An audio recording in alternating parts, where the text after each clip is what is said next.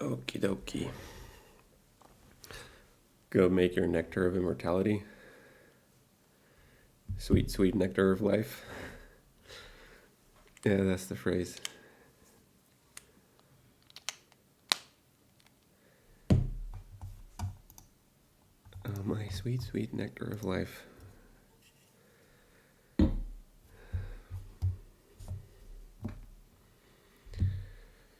Oh, yeah, yeah, yeah.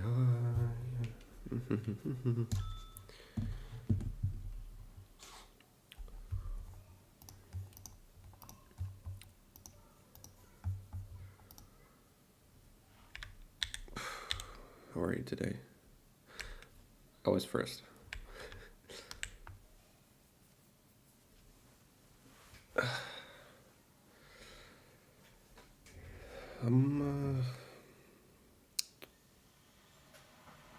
Jesus, I forgot to turn off the kettle.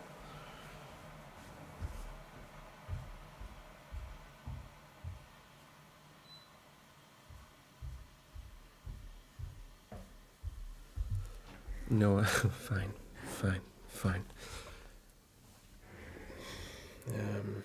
I was doing very well. Then I wasn't doing very well at all. But I think I managed to turn it around. So, I don't know. It's sometimes I get this,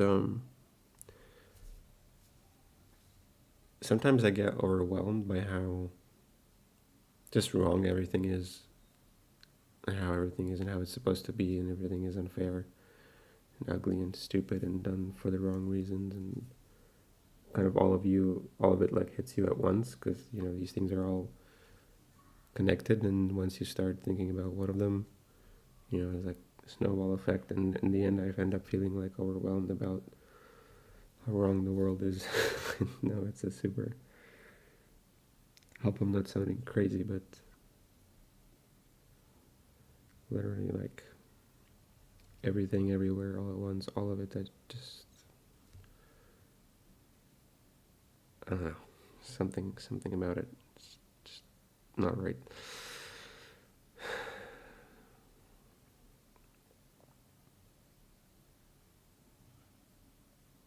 So yeah, I was spiraling on that, but decided to pull myself together and abstract how I feel versus what I need to do, which is hopefully get a little bit of work done today here, and it's not, I'll be thinking about it.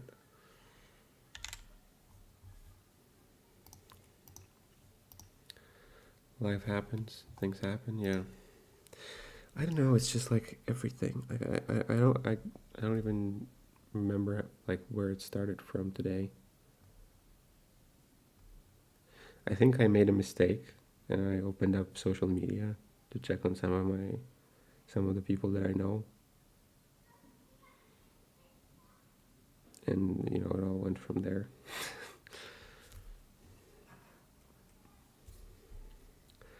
And I decided to go out to get groceries, and it's literally everywhere, all of it, how everything is just not right. I don't know what I'm talking about.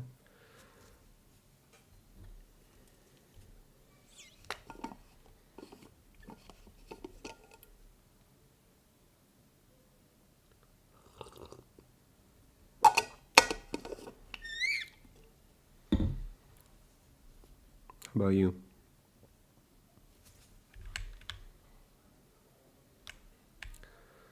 No, that's the thing. This won't pass because it's not about me or how I feel. It's literally the world.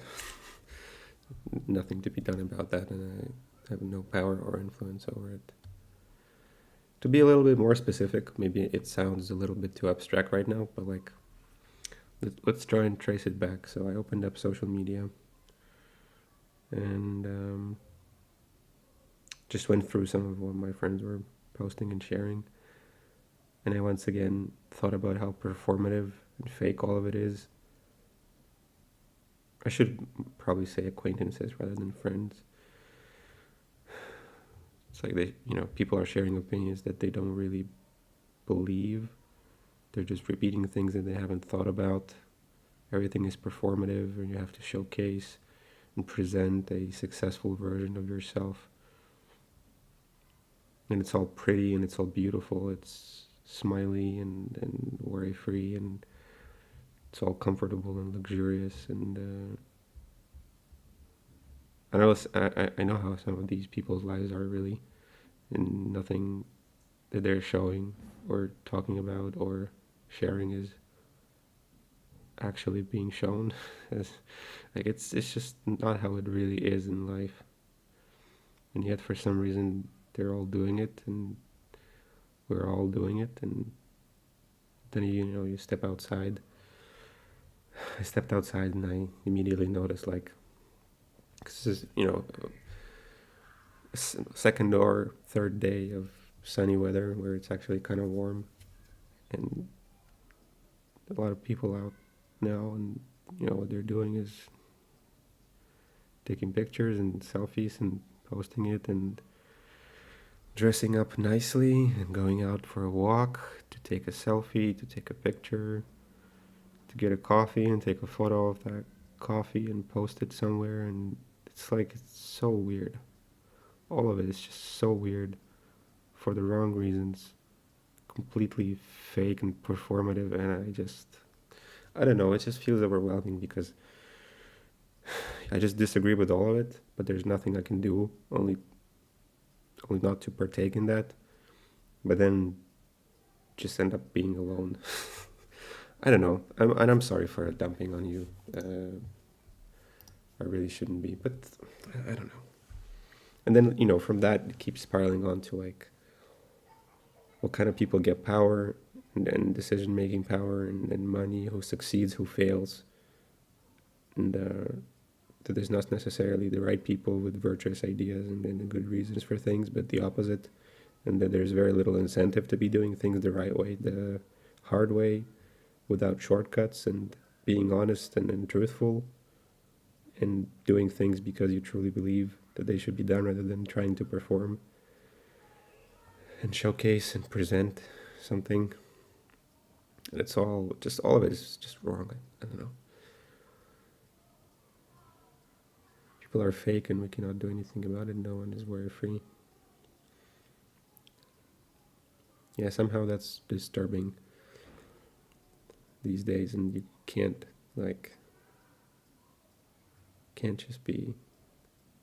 show that you're worried. You have to pretend that, like, you're always successful, always confident, and if you step outside of that, there's no incentive to being, like, honest and transparent. I like how when you talk about your feelings, I really appreciate it. People are material. Yeah, I guess so. I mean, it's not like I'm completely immaterial. I think I am part of it as well. So I think the saddest part of all of it is that we're either blind to all of it or fine with it, and I don't know which one is worse. And yeah, I just got overwhelmed about all of that, and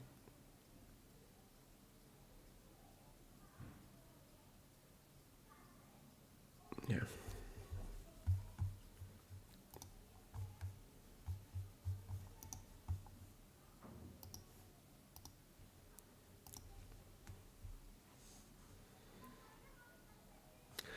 My philosophy in life for myself is to never compare myself with others.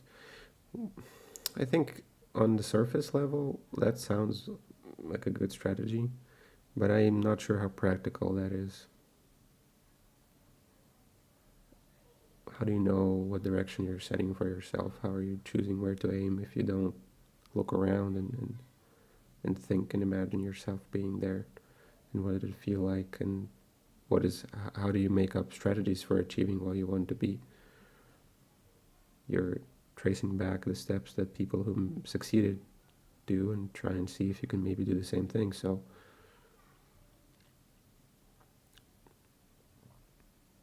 I mean, why are you studying law? Why did you decide to study law?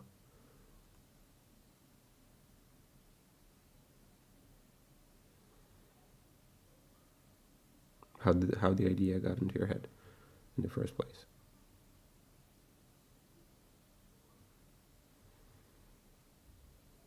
Because if you don't look around, you don't know what's around. So again, it's one of those things that I agree with them on the very basic level, but I struggle to see how practical it is. It's an advice that is very often given, like don't compare yourself to others. And what else do people say? That the thief, that comparison is the thief of joy, and all of those things. But I find it completely impractical to be not doing any kind of comparisons, because I was good at it and it made me happy that could know more about how it's made.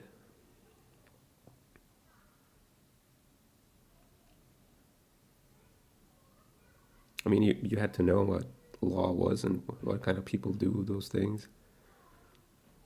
You just, you weren't born with the idea of, let me try and study law, right? That's, I think, kind of looking around and seeing things and what people do and maybe talking to them or getting influenced by them and by the things that they say or do. And then making a decision for yourself, of course. At the end of it, you are making the decision. But you had to look around. And we all do look around all the time, I feel like.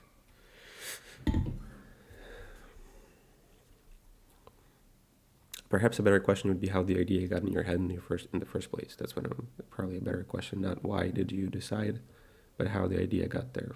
And how did it didn't plant itself, right? You're not just born with the idea of studying law. Rather, you see things, you see people around you. Somebody tells you about law, a teacher, a friend, I don't know, your parent's friend, somebody, or you see somebody, you see a movie, read a book, or hear a story, see a lawman in a suit on the street, and ask your mom who that is. So you're looking around to learn what's out there, right? And so if you don't look around and you don't compare things, I don't know how that is practically achievable. Like if you want to be, I don't know, let's pick a trade that's completely out of my wheelhouse and yours. Let's say you're a professional sports player. Let's do basketball. How do you decide to be a basketball player? Well, you get inspired perhaps by a great player. Then to actually do it, you need to be aware of what everybody around you is doing at your age to be successful and to set yourself up for success as a basketball player in the future. You need to have people around you with perspective who can compare you to others and propose strategies and evaluate. Teachers, coaches. How do you plan a career? You follow this, you trace back the steps that successful people in that particular trade, in this case basketball players, what steps they took, what circumstances they had, and how they navigated them. So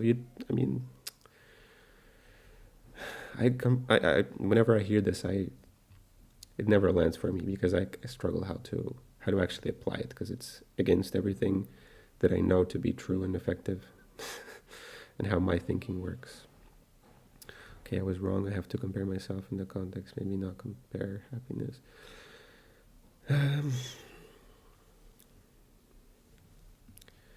Yeah, I think this is closer to how I would phrase it as well. Maybe not compare happiness.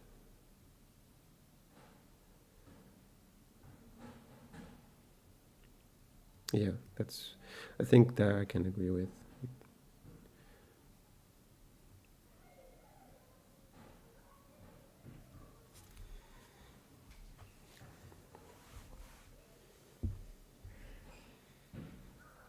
I mean, like, I don't know, like at your job, if you're not trying to perform to a certain level that is set by your colleagues or expectations from your superiors, how do you like,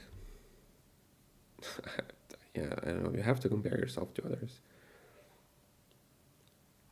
And when I'm talking to somebody and I tell them like, hey, I have these feelings about not being good enough in certain like areas of my skill set and my knowledge, they're like, you should just stop comparing yourself to others.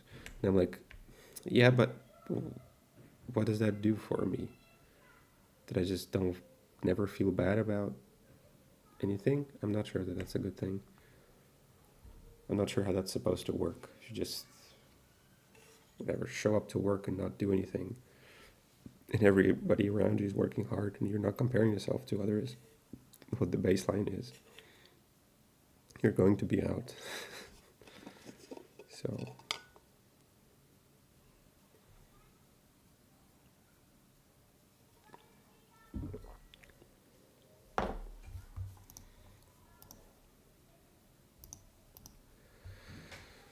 yeah, but today wasn't about like the feeling that I had today wasn't about comparing myself to others. It's more just about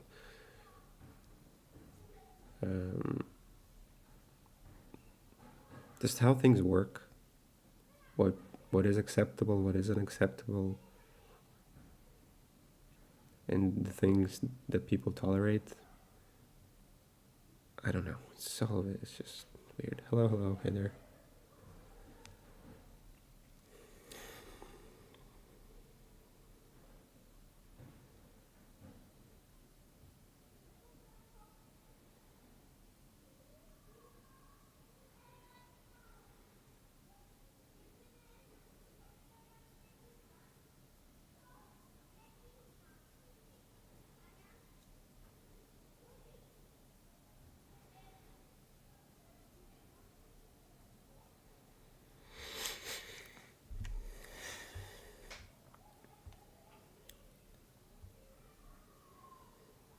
Yeah, definitely working on it.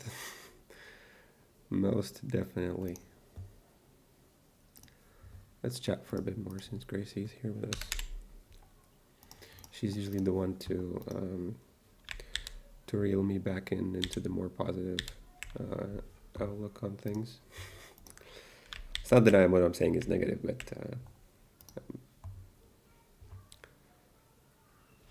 certainly can be interpreted as negative, which is not my intention.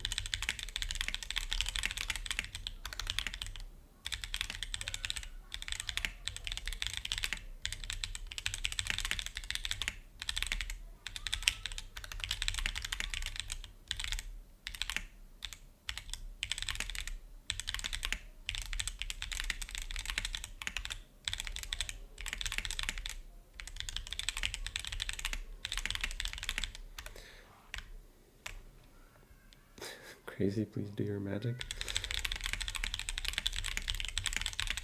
Again, I keep saying she. I don't really know if I've apologized for this in the past. Human beings on work. Human beings on work.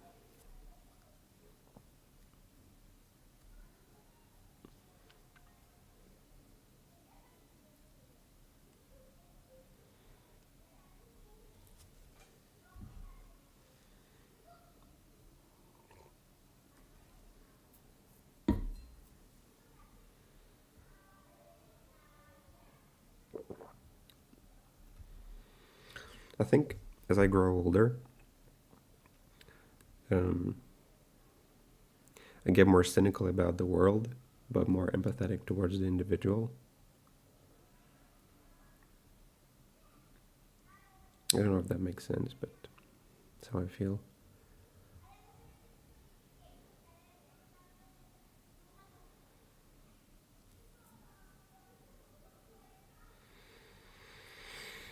It's like I feel like every single little thing that when I was a kid and a teenager, that I like every major belief about how things worked in life that I have developed growing up has been progressively destroyed in the last 10 years of my life. And nothing that I was raised with, and all of the ideas that were planted in me by my surrounding and environment and people and school and whatever, none of it is actually real, I feel like. I don't know.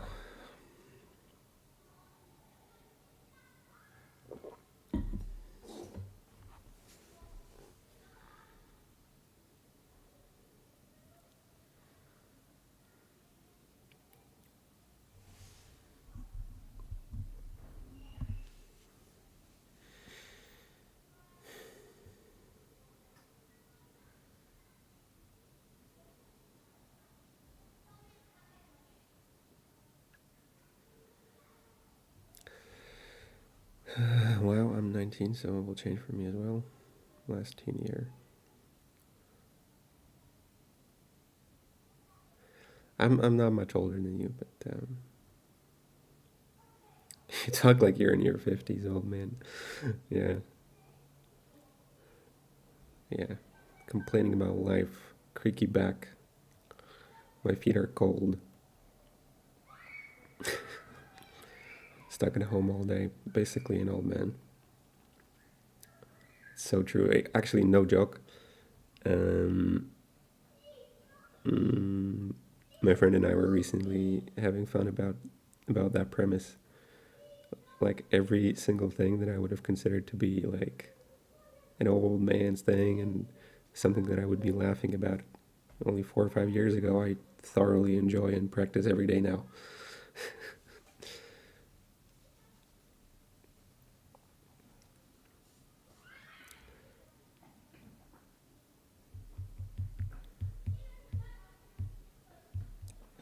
Go to bed early, just get to the sauna, sit on a couch and enjoy it, take a walk. These silly little things.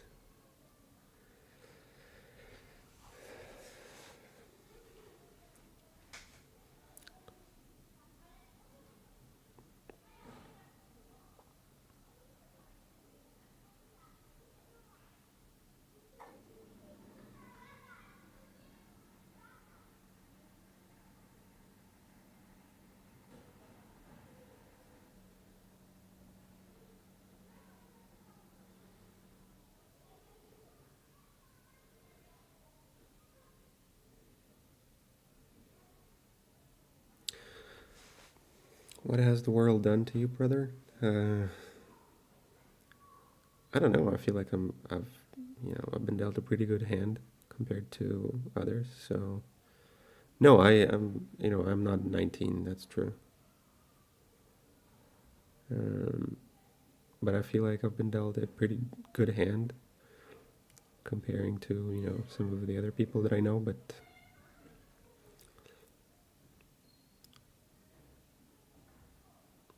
I think I don't know.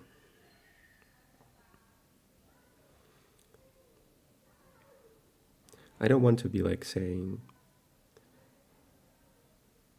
I don't want to be saying things that to portray myself like I'm struggling and overcoming impossible odds. Because I don't think that's completely true.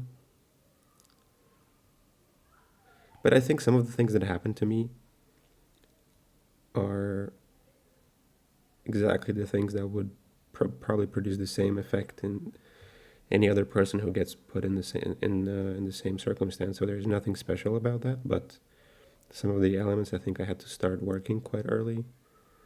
I was living alone from quite an early age as well.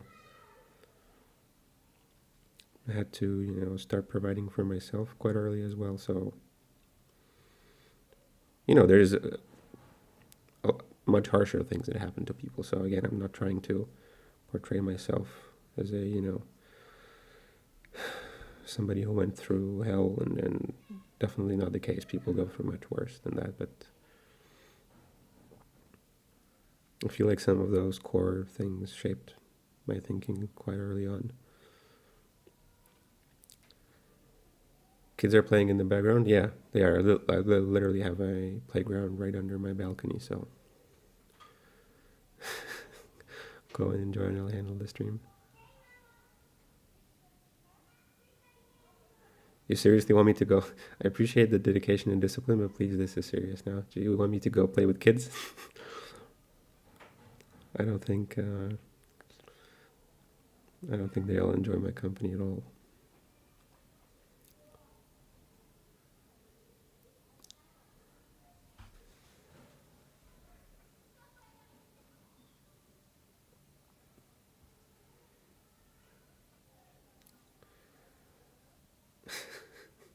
They would probably accept me.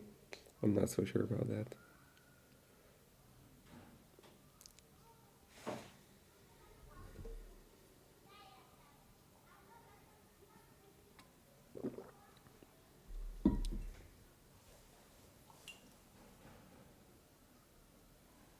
Oh yeah, they're having fun.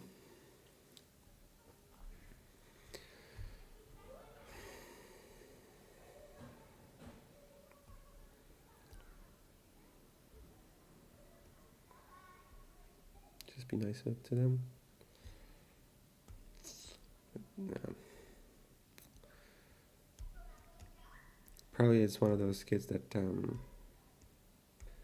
I think a couple of months back, one of the neighbor's kids was playing with a laser beam and literally started like flashing a laser beam through my window at my face. And yeah, now these are the kids that I'm supposed to go and play with. They tried to kill me. I'm not gonna go play with them. So I had to get out and yell at them, and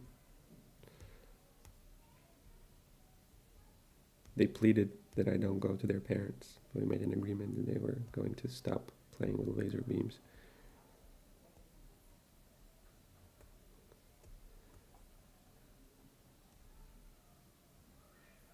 Oh yeah, sorry. Well, bad habit.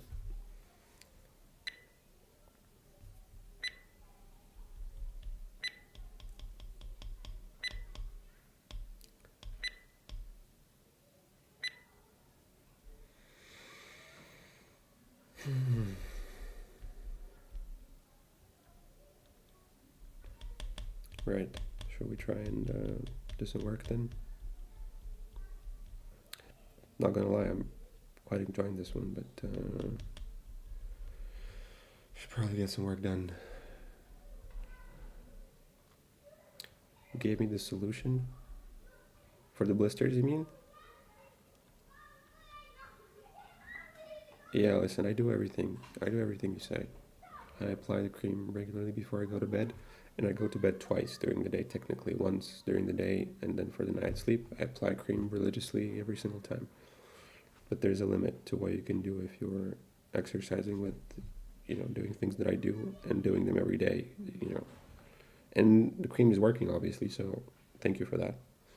And I really made a point to remind myself about, using it. But there's a limit to it, and there's something you just can't get around. If you put too much stress on it, on your skin, it's just how it is.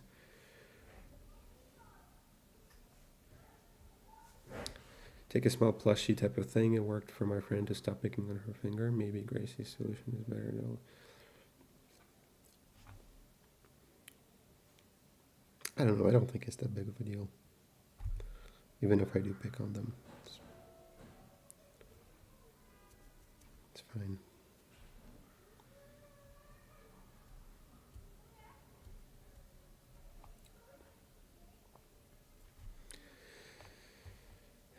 Okay. As much as I am not feeling it at all, let's try to actually get some work done. I'll go close the window, I'll go close the window and I'll start the session then.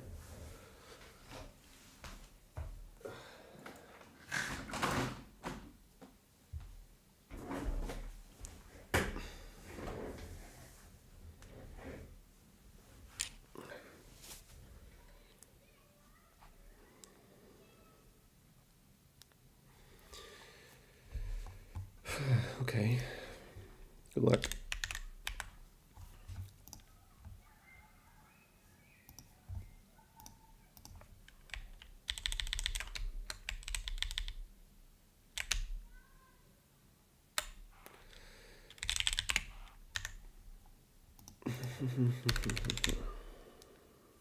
Okay, here we go.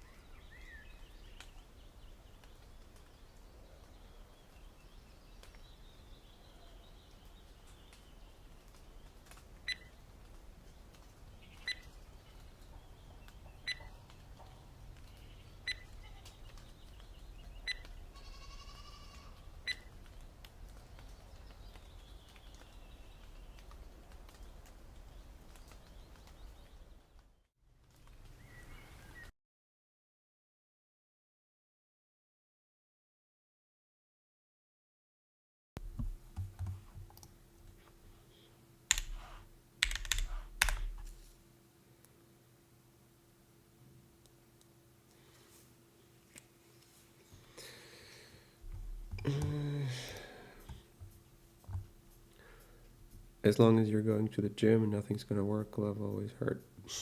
So true. So true. It's gonna work now. No, I mean, come on. It's just that's just not true.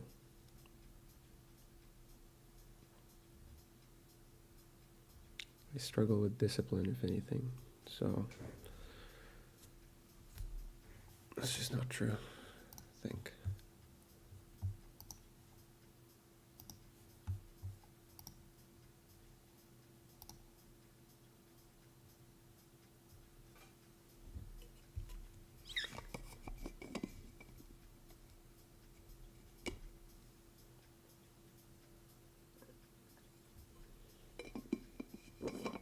No rating because I was distracted. Yeah, that happens.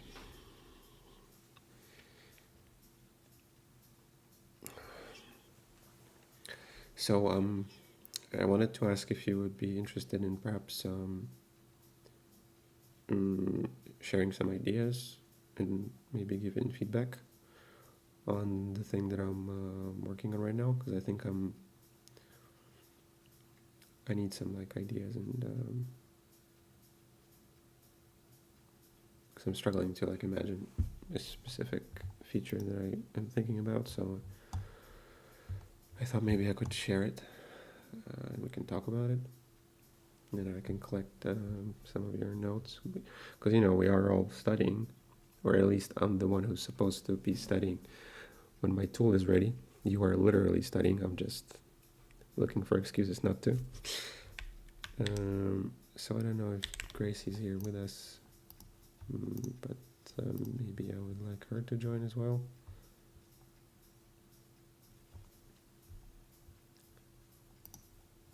But if you are interested in taking a look at it, I've pasted a screenshot of it in the Discord server.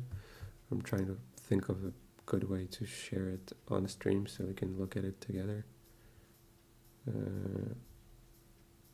But if you're interested in looking at it right now, you can go to the stream pastebin channel and it's there. So let me know when you have it open. I can try and talk you through it. What's the idea there? Actually, no, I'm interested in probably just what do you think this is, just based on looking at it.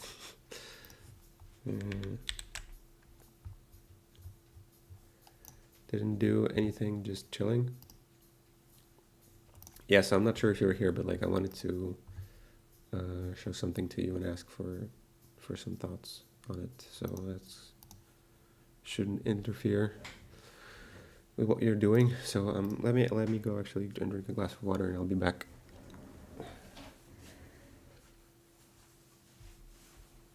I'll grab the bottle actually.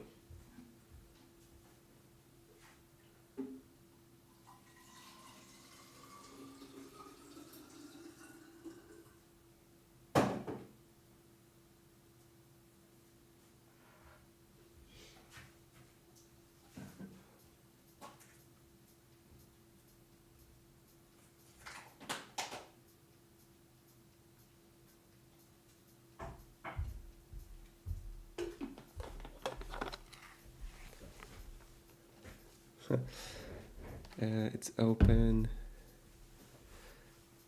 This reminds me of MS Word. Tell me, what is it?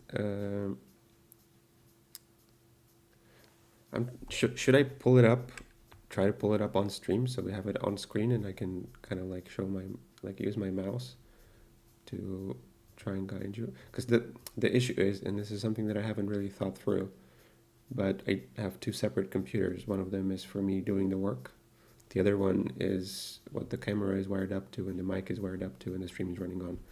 So my work that I would like to show is on my screen. It's not on the same computer as my stream. So I guess I could push the changes and just share it on, but this would take some time. So for now, we're just doing screenshots.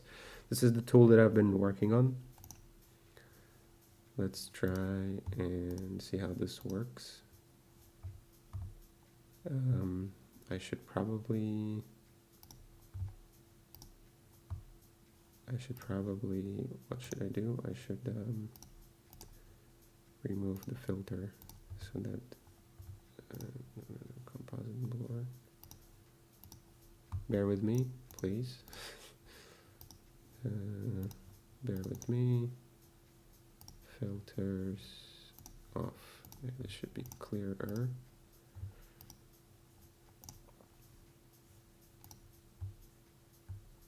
All right, is that legible enough? It's kind of ugly, sorry.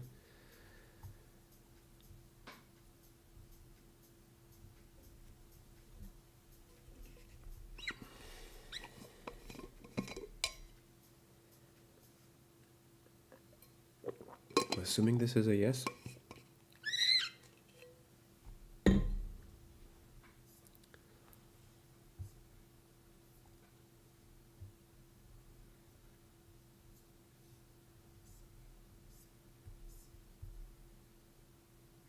All right, so the idea here is this is a note-taking tool, and it's not online, not cloud-based. You actually own the files. What you do is you create a folder, create a structure. So these are the folders that I have created on my device. These are the folder names, and inside of them you place your note contents written in pure Markdown. And alongside them you have a list of flashcards or Anki cards that is connected to the content. So what we're looking at right now is just my fixture file, or in other words, my test file for all of the elements of the Markdown syntaxes that I was working on to make sure that it renders properly and it's usable. So the idea is you just create a folder structure with the topics that you want to describe with your notes. Inside of each folder you have a file where your notes go, and you write notes in pure Markdown. You have support for math expressions, for code with syntax highlighting. You can do tables, all kinds of lists. You can use footnotes, quotes, add images. The linking also works. And alongside it, you have a list of questions that are supposed to help you cover the material. And then once you have this content, this is a website that is automatically built from this content, and it can be immediately deployed to your personal notes website.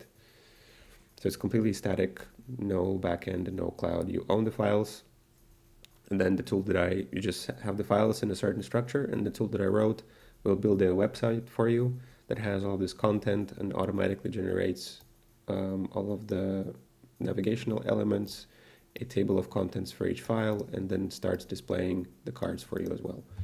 So that's what I've been working on, because this I feel like is something that's missing from everything that I've tried in the past.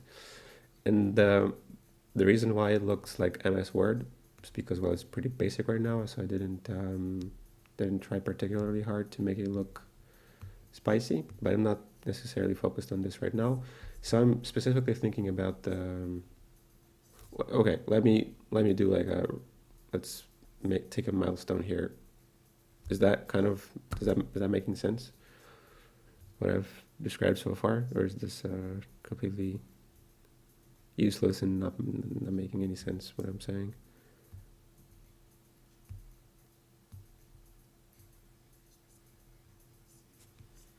I actually have no idea how this looks on the stream right now, and if my cursor was actually showing on the...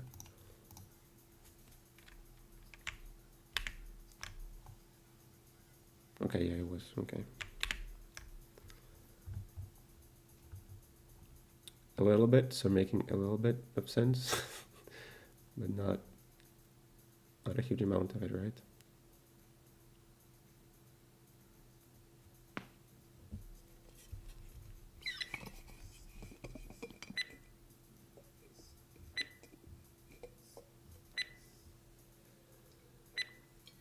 Okay, let's start from the beginning then. How do you currently write notes? Do you do it on paper?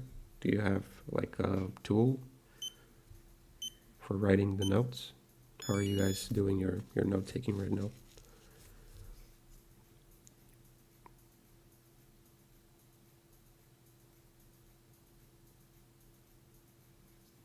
Paper, okay.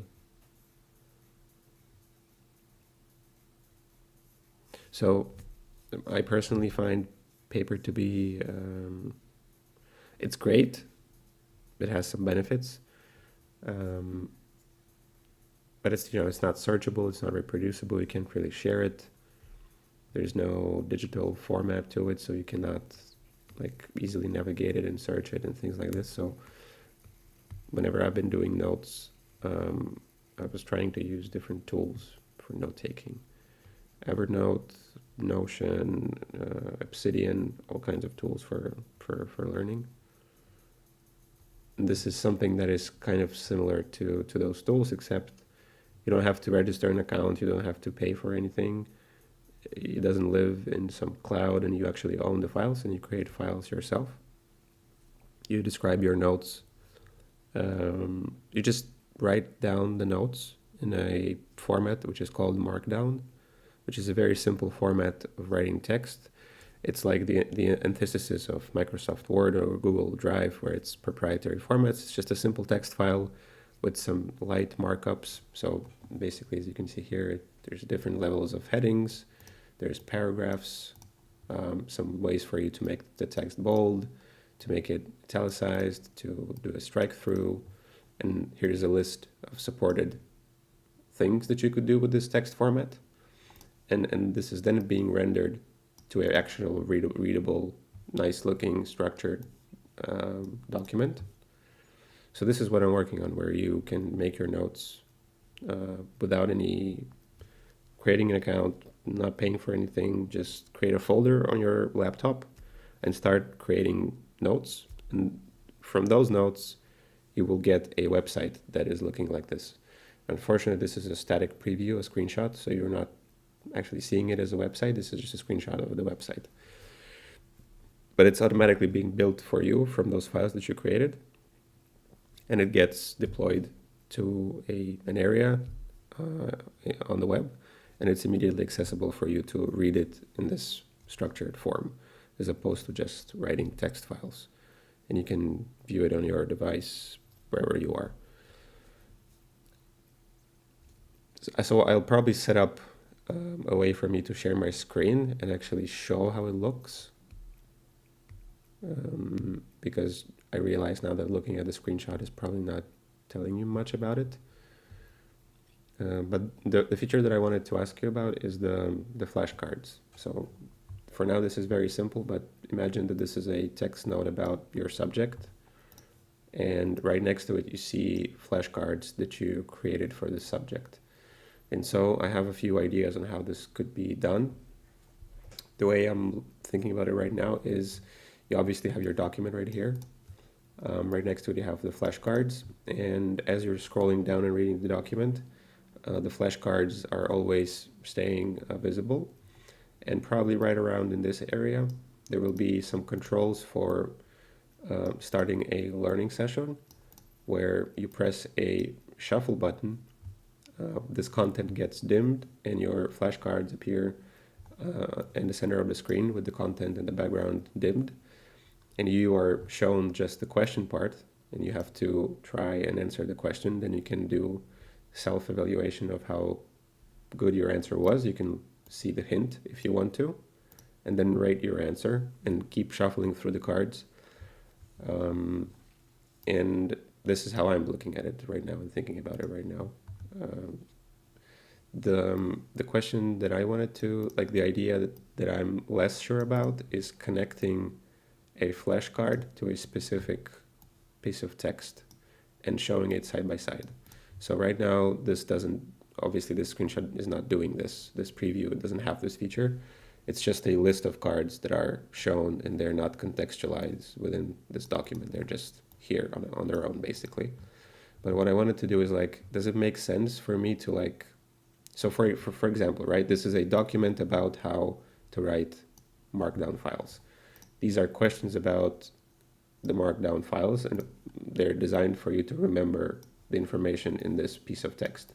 So here we have a feature where we can make the text bold and make sure that it renders in a bold font, like here, basically. here's a question: how does one mark text as bold in Markdown? And then there's an answer or a hint. The markup for bold text is surrounding it with asterisk characters like this. So does it make sense for me to connect this card to this area and show it here? Or should I just have a list of all of the cards without them being connected to a specific element in the text where the concept that we're trying to learn is explained? Okay, that flashcard part is nice. Does it create those questions itself, or the user has to create it? I mean, the starting point for sure is for you to create it. But if I wanted to connect some sort of model that would automatically scan through the text and spit out a file, technically I could do it right now already. You just tell the transformer to use a certain format and you would get these automatically, but the quality of them will be, well, the kind of quality you can expect from a generated pre-trained transformer like OpenAI's or DeepSeek. So the starting point is for you to create them on your own, and there will be an editor for you to create them. But again, because you own the files, and this is not on some magic, service where you don't actually own the files. This is just files on your computer, and these flashcards are also in a separate file. I can easily add something like that. It's really easy. So if I wanted to add the automatic generation, I could do it as well. All the cards together, and they shouldn't scroll down along with the fixture. Yeah. Okay, so you're not a fan of like connecting the card to a specific area.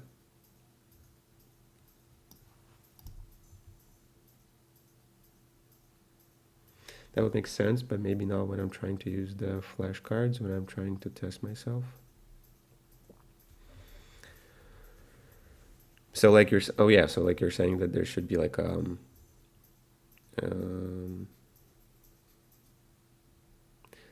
learning mode and creating mode, like a mode where you create the cards and it looks different, and then when you're learning and actually using them, it's a different thing.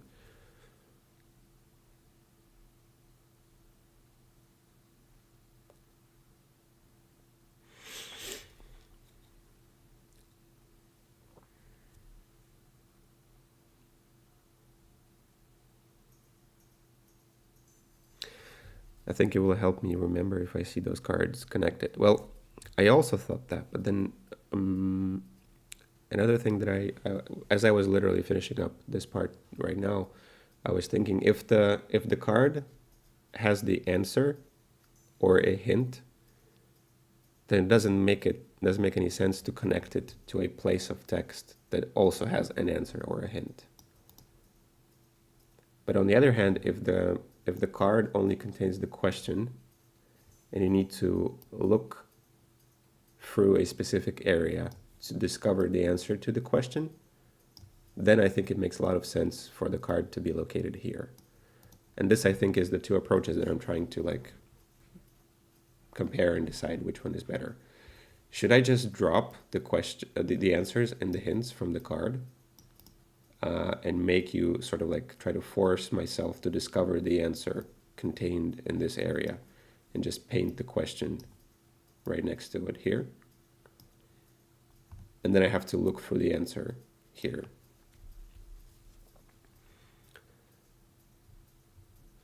If only question is present, then connect them.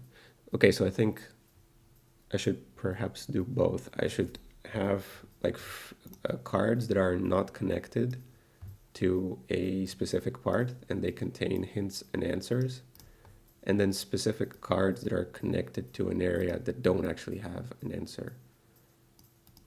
And I think this makes sense from the learning perspective, because sometimes you really want to just solidify your knowledge of a topic, and you have just a question that is connected to a specific area where the question is covered, but then to further your knowledge, you could ask questions that aren't directly related to the content, but rather test your ability to generalize on the knowledge that you're trying to to retain.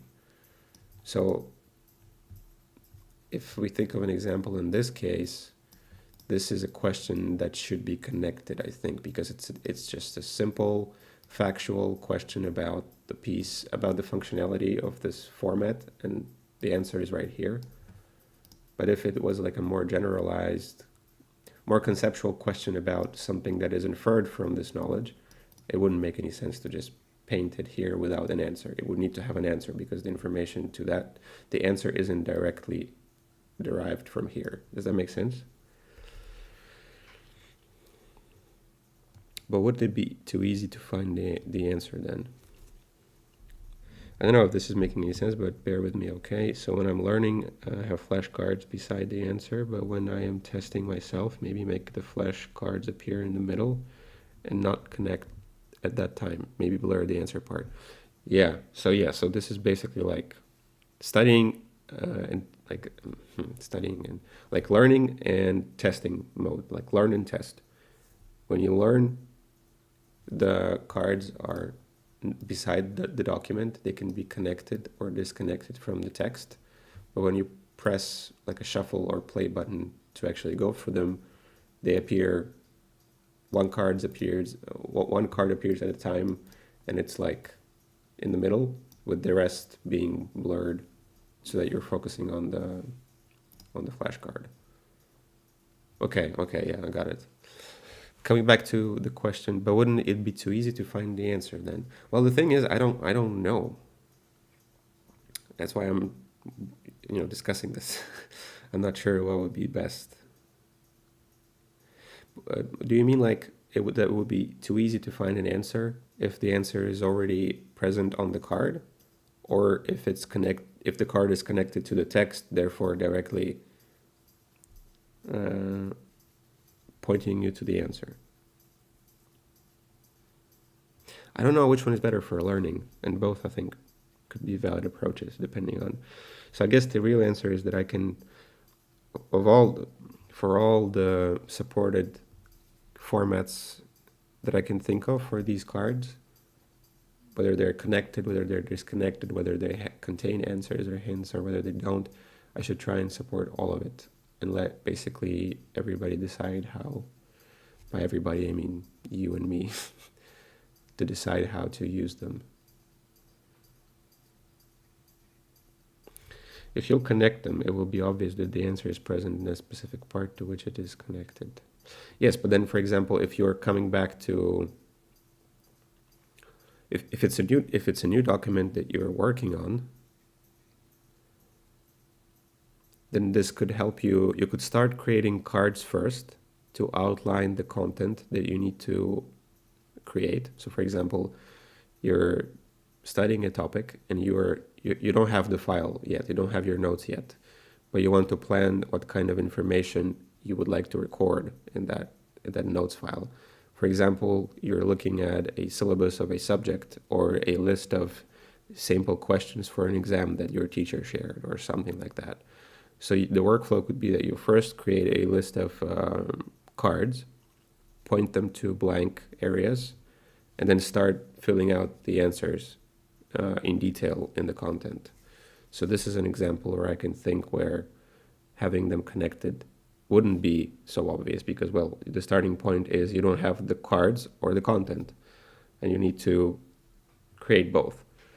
So in that sense, I think it would be easier for you to work on the document if you first lay out the questions that you want to be answered inside of the document.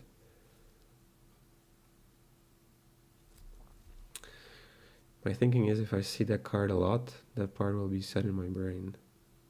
Yeah, that's the idea behind this tool. I don't think notes work for me. I don't think any tool that I've tried fully covers all of my needs, and I want to build like my own database of information that I want to learn and retain and go for these cards. And then the idea is that this, of course, here this is just an example of, because right now I'm not focusing on creating any content. I'm focusing on the features. So chapter 1, subchapter 1, or subchapter 1 doesn't really tell you much, but the idea is that you can just nest folders and create topics within subtopics. But In a real tool where, for example, I'm covering my chemistry notes in here, and I have cards created for all of these subchapters, I can then perhaps go in and play the cards, shuffle the cards from all of the subchapters in inside of chapter 1. So let's say chapter 1 is my chemistry notes. All the subchapters are various chemistry topics, and they all have cards connected to them. So that I could play and shuffle the cards for the whole chemistry chapter. That's the kind of thing I'm thinking about that wouldn't be possible without outside of this tool.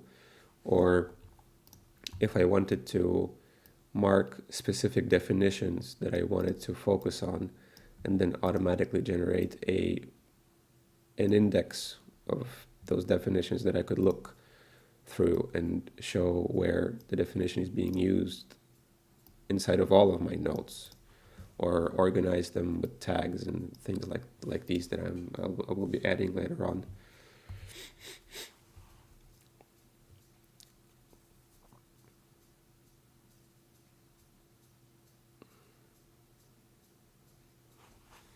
So let me try and explain, just as a showcase.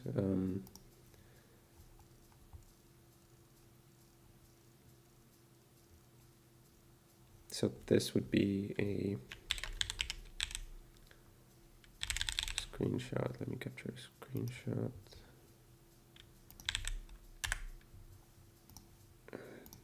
This is horrible. I need to figure out a way to sharing my screen on stream, because this is taking too long.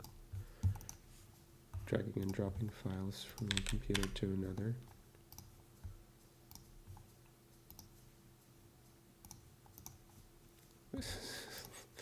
I'm terrible at this, I'm so sorry.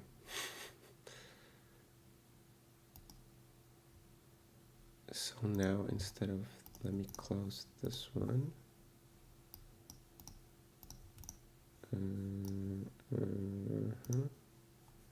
This goes to the bin, and let me try and just show an image basically. Browse. Okay, let's see. Okay, and then transform and fit to screen. Okay, so this is just another screenshot where you can see some more. So this is the layout that I think Gracie was talking about, where you can see that I've scrolled down to the very bottom of the document, and the cards are in the same position that they were previously. And just as a showcase, you can write down math and it will be rendered as formulas. You can provide code snippets and you will have syntax highlighting, so it doesn't look like just text without all the language features and coloring. And then there's footnotes as well that link back to the information that you want them to link back to.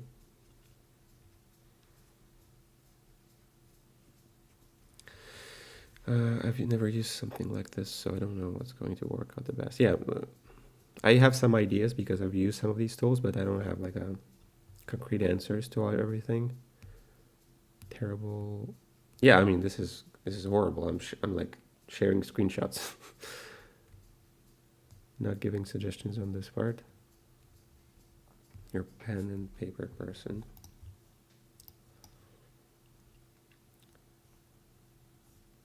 Yeah, so this is kind of like just to see the layout in a bit more, so that makes sense. Like imagine that we just scroll down and everything stays in place except for the document, and you can read through it, and the cards are stuck at the right side. So I can give you a preview of this. I'm expecting that I will be the only person to actually be caring about this, but there is a dark mode.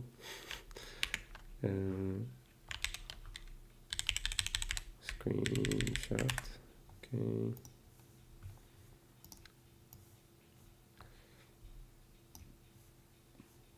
It's probably completely useless to most people. Although that's not true. I think dark mode is quite popular, especially among my crowd. We all love dark mode.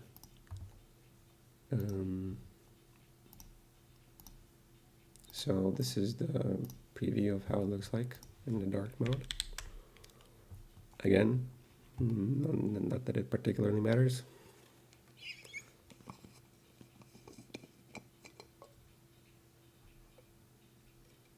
Oh, you do guys use dark mode. All right, so actually, okay, so there it is. Here's the dark mode. And you can see that the code rendering, the syntax highlighting for the code works, the math works. So that's something that I've been struggling with, I think, for the last couple of days, but it seems to be working. So, but this is the website part, right? This is what you will be seeing in the browser. In terms of how it's actually created, and this perhaps I think might be a little scary or intimidating to people who aren't super familiar with this format, but it's a really nice format. Let me try and think of a good way to visualize it.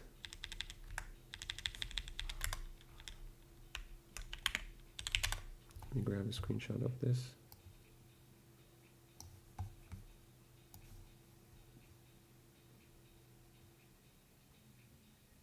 Okay, hopefully this works. This goes to my clipboard, yeah, okay. If I go here, and I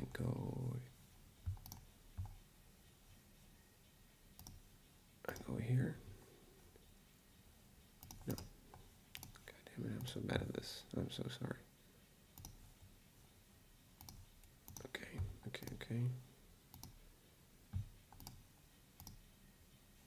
Let's see how this works.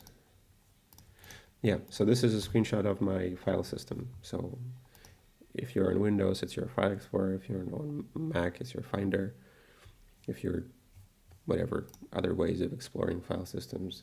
So this is just a folder with my notes, and the folder names represent the names of the topics, and you can nest them one inside of each other. And inside of it, you just have two files. One of them is the content.md file, which is where you create your notes, and questions.json is your flashcard source file. And so this is all you have to do, and just create these files and work with them, and then they will be rendered into the website that I showed earlier. And that's what I've been working on.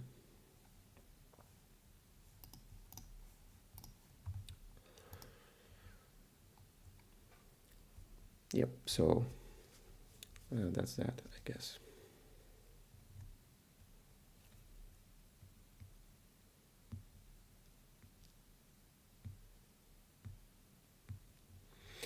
Again, this is first and foremost meant to be something that I want to have for myself, but I also don't want it to be like feature-wise just useful for one person. If it is useful for somebody else, that would be great. So in that context, you not wanting to give bad ideas and ruining it is not, by definition, that's the opposite. Like asking people for feedback and how they want to use something and how they learn, and building something that is helpful for them. You giving ideas in this context is the opposite of ruining it. It's actually making it useful for people, because I cannot be assuming that everybody is, has the same learning style or wants to see the same kinds of features that I want to see in a tool like this. So this is the opposite of giving bad ideas, actually. Anyway,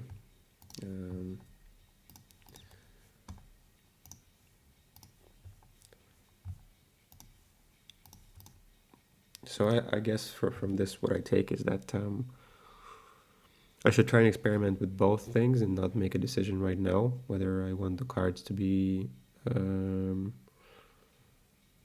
connected to a text piece or permanently visible on the right side. It's something that I should just experiment with and see how it works. And that different people have different learning styles. Think about it and tell you thanks. The flashcard / test card would appear all at once. I mean, like when I want flashcards to test myself, does it all come at once? No, I think it's one by one, right? You have one card to answer at a time. And then once you're done and you have succeeded or failed at answering it, you can rate your answer and move on to the next one.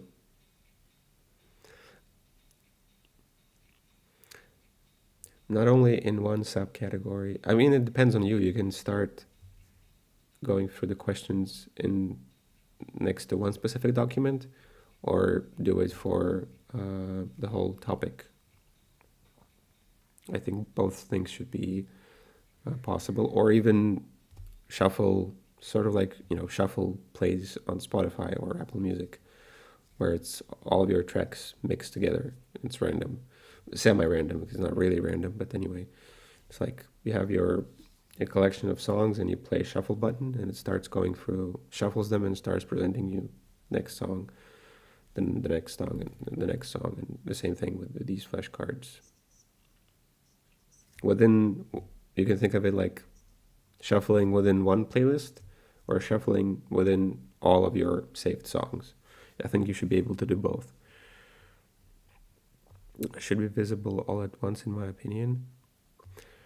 I think they should be visible all at once when you are just browsing through it, but when you're actually starting to play through the cards, your one card is being shown to you and you need to answer the question, and then you click next.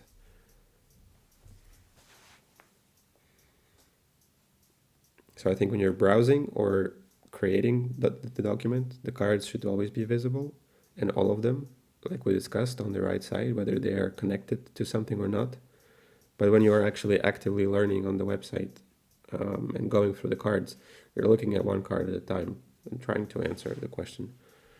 And then you click next, next, next, and you go through the cards one by one. And you're actually like learning, trying to... The word that I have in my head is knowledge retention. So what you're trying to retain, you're going through one concept that you're trying to retain at a time, and then you go over to the next one. If it has both, then it's better. Yeah, I think so too.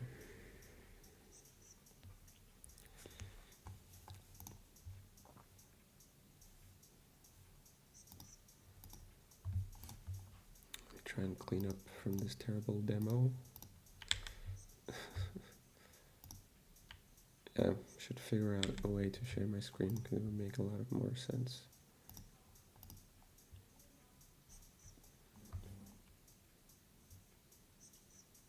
I still like when it's connected. I think I'll do both. I think I should make both options possible.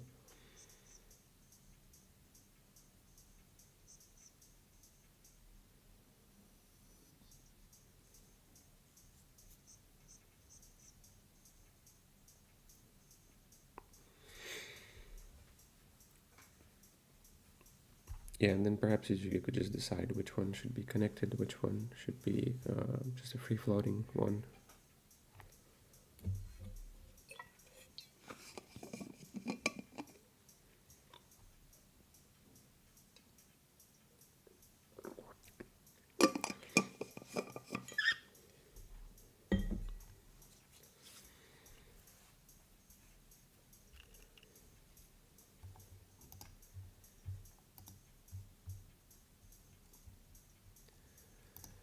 I think it would make like this was a super janky demo with screenshots and everything. It was terrible, and I apologize for it. But once I figure out a way for me to figure out, it's not like it's super hard, but I need to figure out a safe way for me to share my screen, and even better,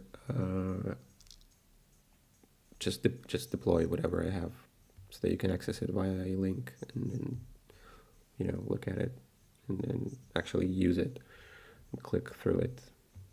So yeah. And I have no idea where we are in terms of time. This was an impromptu thing because like I was stuck. Um, I finished like the basic thing with cards and they were there and I was like, okay, what do I do next? So I felt like asking you what should happen next. So I'm sorry for breaking the whatever focus break timer. I have no idea where we are at right now, to be honest. I think this break has been going on for, well, surely well past the 10 minutes that I initially set for it. So I'm sorry for that. Let's try to get back on track. Thank you for sharing your thoughts on this. Let's try and do, let's reset. Let's do 10 minutes. I'll go stretch out, and then we'll continue. So yeah, sorry for this.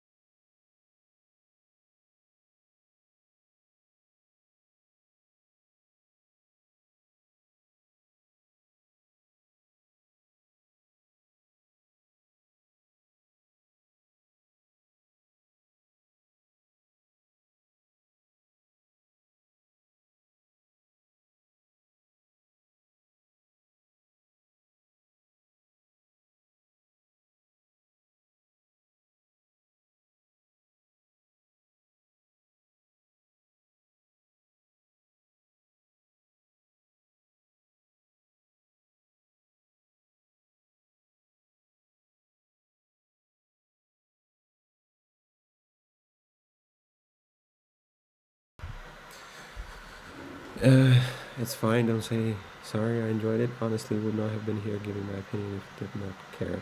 Thanks. I appreciate it. And that makes sense.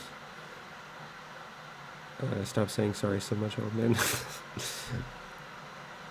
Well, I mean, I feel bad because, like, I'm in this limbo where, like, on one hand, I realize that it's my stream and it's up to me what I do on this stream. But then, if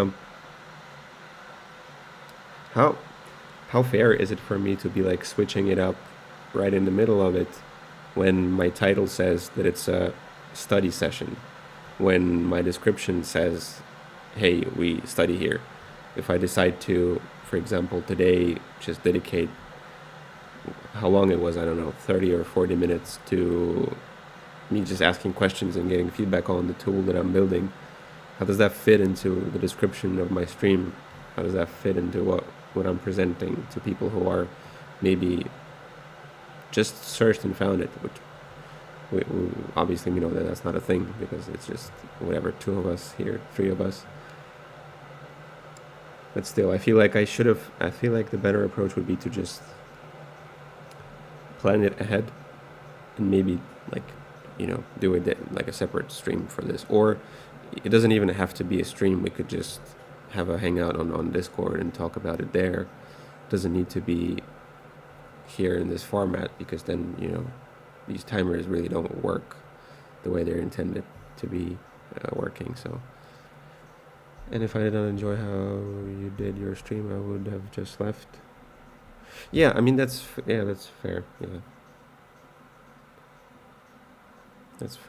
that's what I'm saying. I think I sort of, there is an implied understanding between you and me and Gracie, who was also with us here. This is fine talking about it in the middle of the supposed study stream, but for other people, that's what my concern is. And which, should I be concerned since there aren't really any other people? Probably not. So I guess you're just right. I should just whatever. Doesn't really matter. I think there's something to what you're saying, but there is also something to what I'm saying.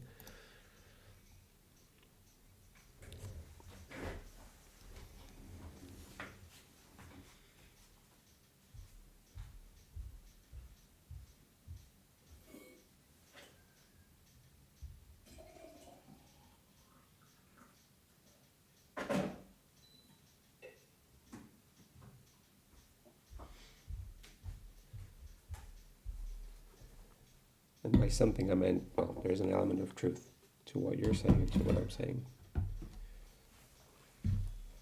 But this is your stream, and if you want it to be focus sessions, it should be that.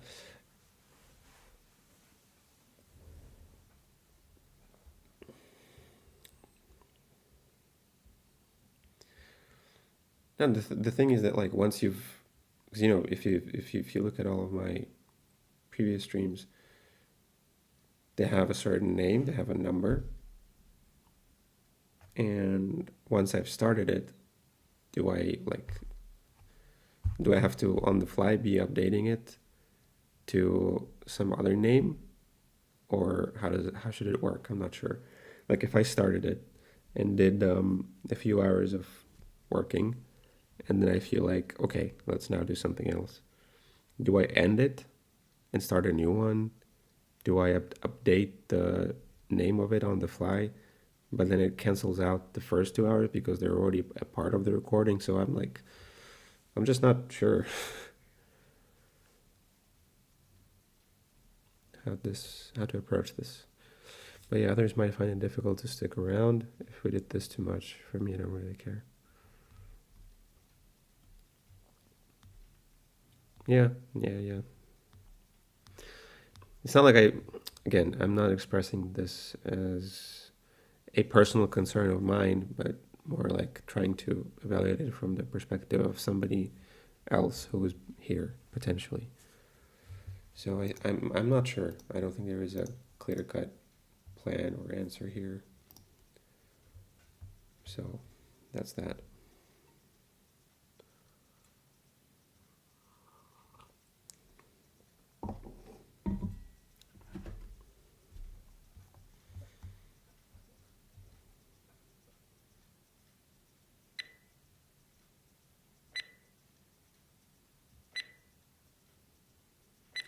Because, you know, it could be distracting for somebody, right? Anyway, I'll need to think about it.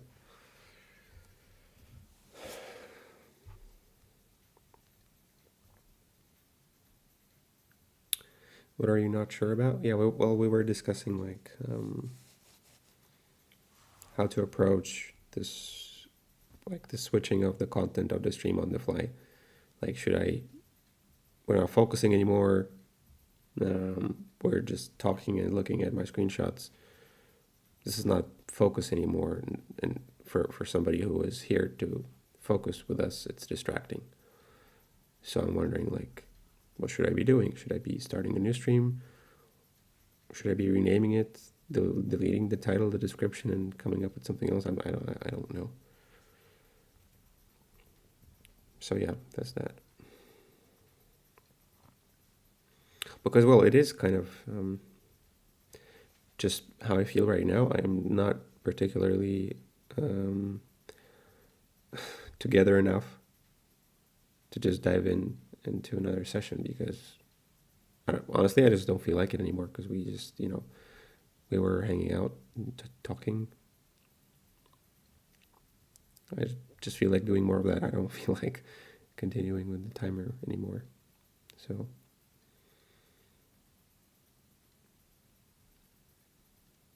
So what I'm saying is, I guess, you know, talking about and discussing something and collaboratively working on something is not the same as focus sessions that we're doing. And the transition between the two isn't easy for me, which also, you know, inferring from that, maybe for others as well.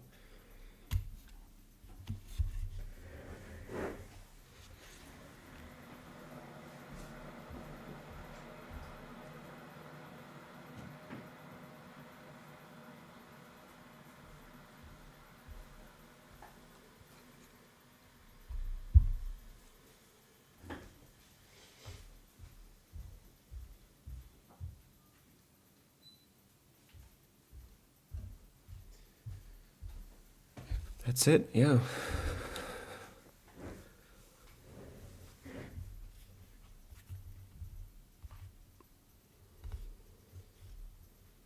Yeah, me too. That's not what I'm saying. I'm saying that if somebody fires up the stream because they're expecting focus sessions and we're just here talking, how fair is that to them? That's what I mean.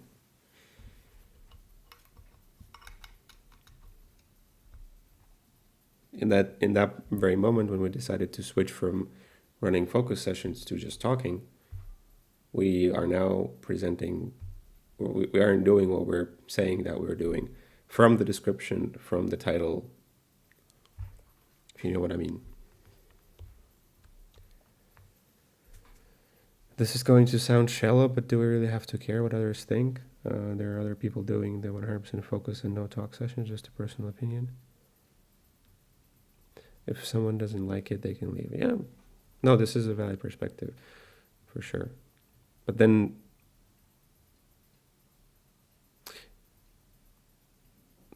I guess my concern here is that, like, the stated goal and the description versus the content.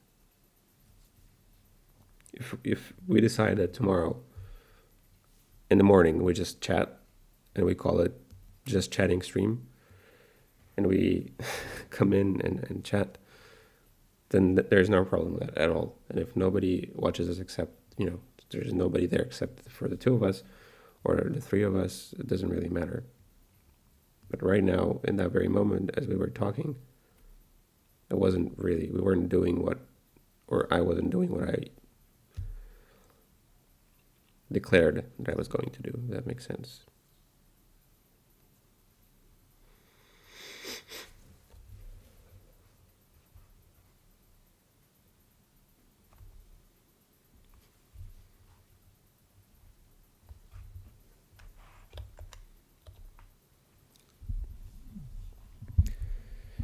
It's absolutely the same. That was a focus session for me. I was completely focusing on what you were saying. 10 out of 10 session for me. I appreciate you trying to alleviate my concerns, but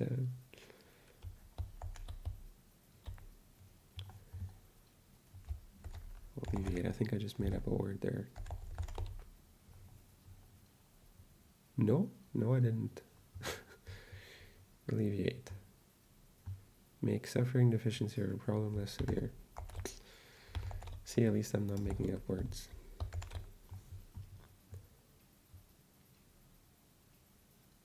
Yeah, okay, maybe we can do our usual focus sessions and then a schedule where we just, yeah, 100% podcast mode. Yeah, that's what I'm hinting at, right? And that would be 100% match between the declared stated goal and what we're doing, and in that case I don't see any issue, right?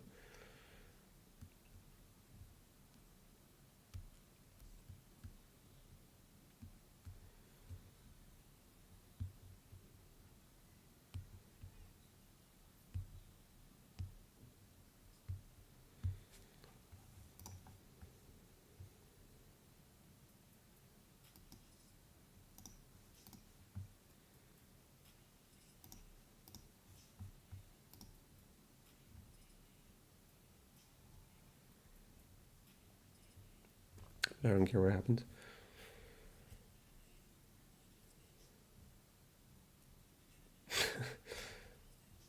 Podcast and ASMR. I'll stick around until 12 p.m. Podcast and ASMR, yeah. Well, I mean, you were saying that, but I think something that is working in our favor right now is that we're out of the exam season, right? I don't have that anymore since I quit uni. And you're not having that, I assume, because, well, it's just the beginning of the year. But you know, when you're in that crunch session towards the end of a semester, podcasting and ASMR probably you shouldn't be sticking around for that until 12 p.m. because the thing that you probably should be sticking around for is the focus sessions part.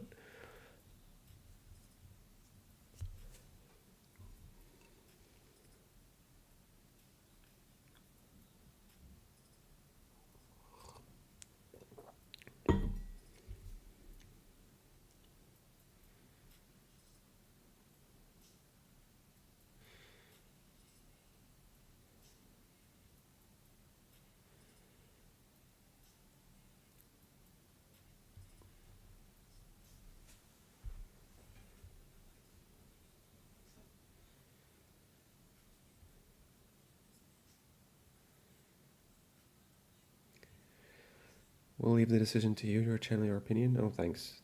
I appreciate it.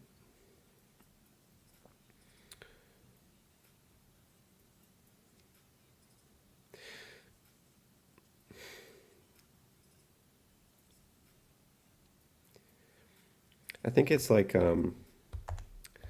what's the song? What's the song called?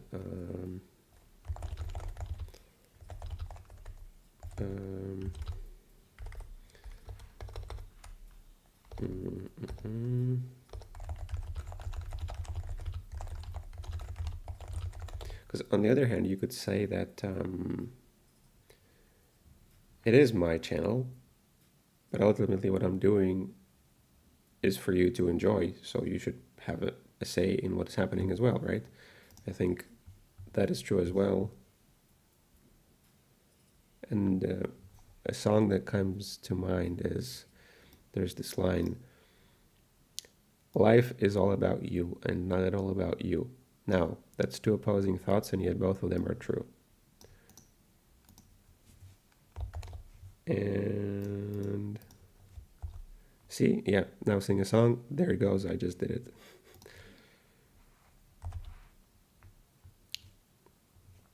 So this part, that's two opposing thoughts, and yet both of them are true. I find this statement to be looping over in my head on so many issues and topics. I should probably put it on the wall, if I'm honest.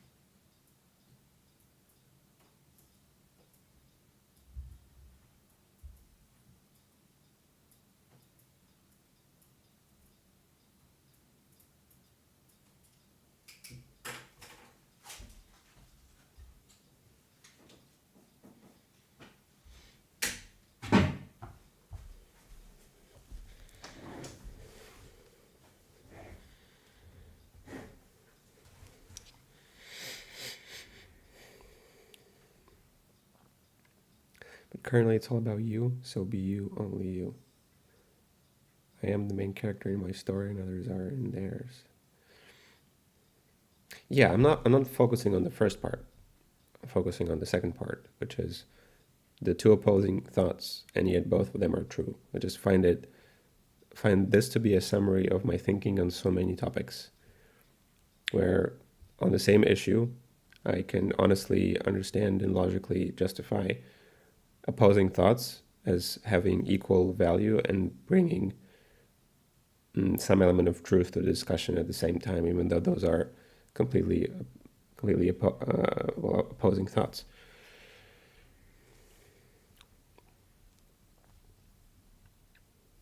The life is all about you. The first part of it is that's the song part. That's where it ties into the song and the lyrics there. But what I'm interested in really is that the other part, which I find to be like so true about so many things. Like you said, right? It's to apply this specifically to this context is it's your channel, do whatever you please. But then the opposing thought that is also true is it's your channel and you shouldn't be doing whatever you please because it's also for the viewers. So you should be doing what the viewers want you to do. And there is truth in both of those statements at the same time. And they both bring some element of truth to this topic.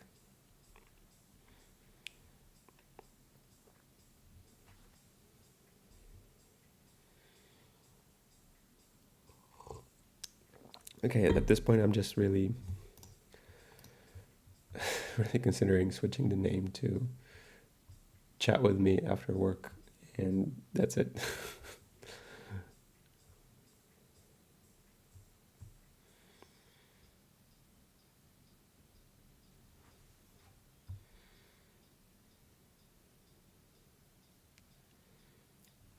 Let me just do that. Let's call it Chat With Me. This is right. So let's. All right. How do we do this? Do we do like chat one and say that it's 100 minutes, something like this? Oh my god. The viewers are side characters, you're the main character, now switch the roles. I feel like that's an arrogant perspective for anybody who's creating content or anything else for that matter. But it is true. There is again, that's what the reason why I brought up the song and the quote from the song is because that is true as well, for sure, definitely. But you run the risk of completely alienating people and imposing yourself on the content of what's happening, which could be a negative, could be a positive.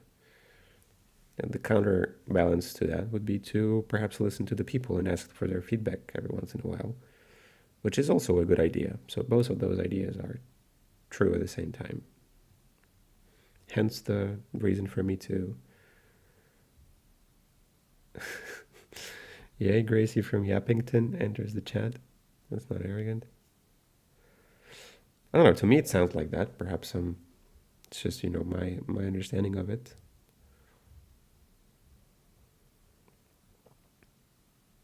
I don't think of you as side characters or me as the main character. I think that's a pretty arrogant...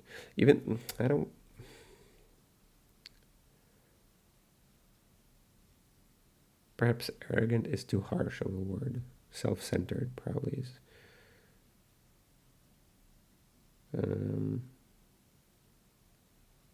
Is the better one.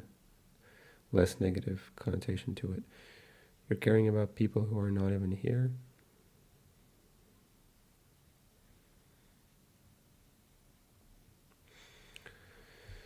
Well, to give you an example is like when you're when you're in the gym, for example, and you are being careful about the equipment and cleaning it up and putting it back to where it was. It could be 6 a.m. and nobody's there, and the people aren't there at the moment. But shouldn't you be caring for the people who aren't there at the moment?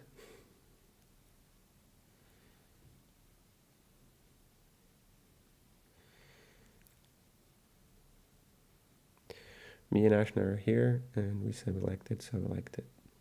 Yeah, that part is true. Hard to, hard to argue with that.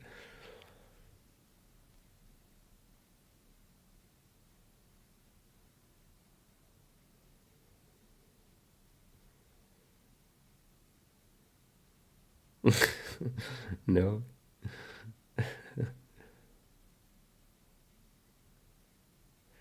people did not like it. They would have just left. Yeah, I think that's what happened. It's fair. I'm only um,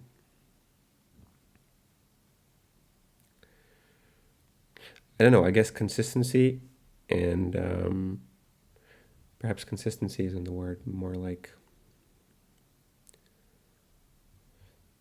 honesty isn't the word either. I think I don't have a good word for it, but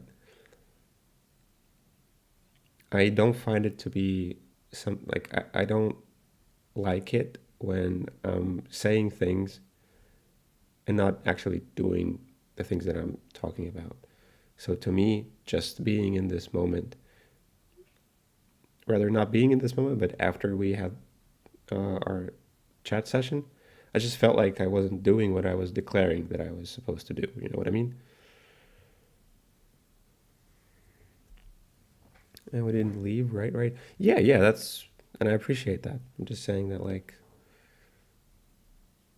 I was supposed to be doing something else according to my own declarations. Is someone so disciplined you might find this uncomfortable? I've said this before. I'm not very disciplined by nature, and I struggle with discipline. So I think you're giving me too much credit where it's undeserved.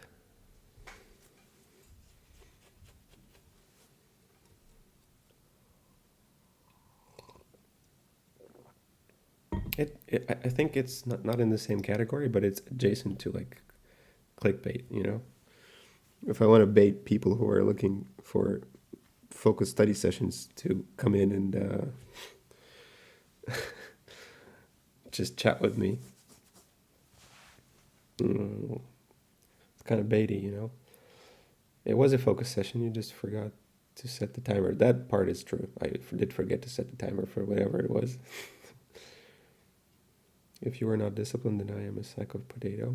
I mean, I am a sack of potatoes. That's true as well about me.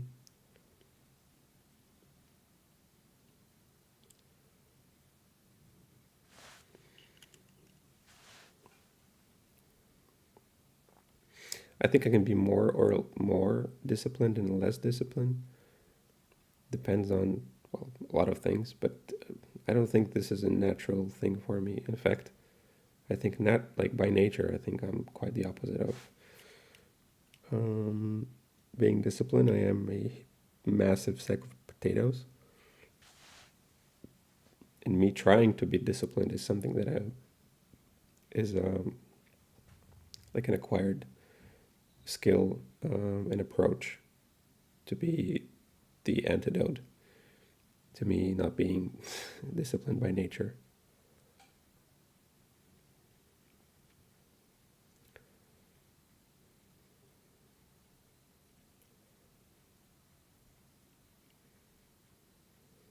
Yeah, yeah, I understand that you're saying that this about yourself, but you're contrasting it with whatever you think I am, and I'm telling you I'm not what you think I am.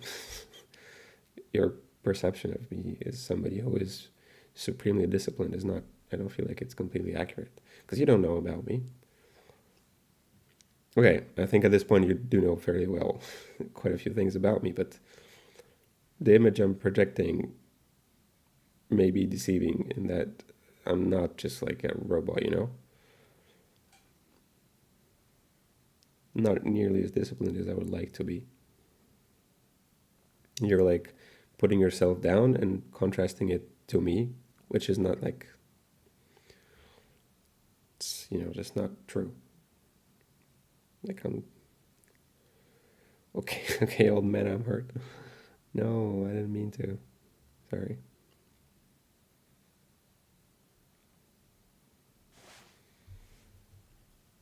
But to be fair, I probably would have said the same thing. So, so yeah.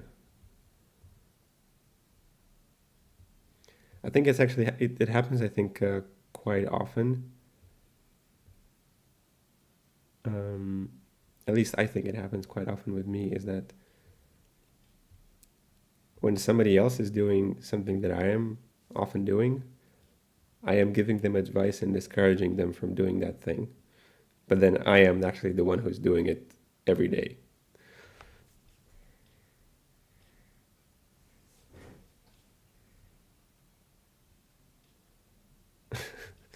When you said I know about you,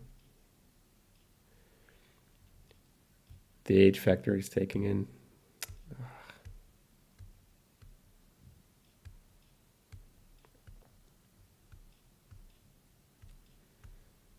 Right, but this I actually don't know much about you. This is me like trying to perhaps reference the advice you gave me last session, right? Because you said, um, let me find it.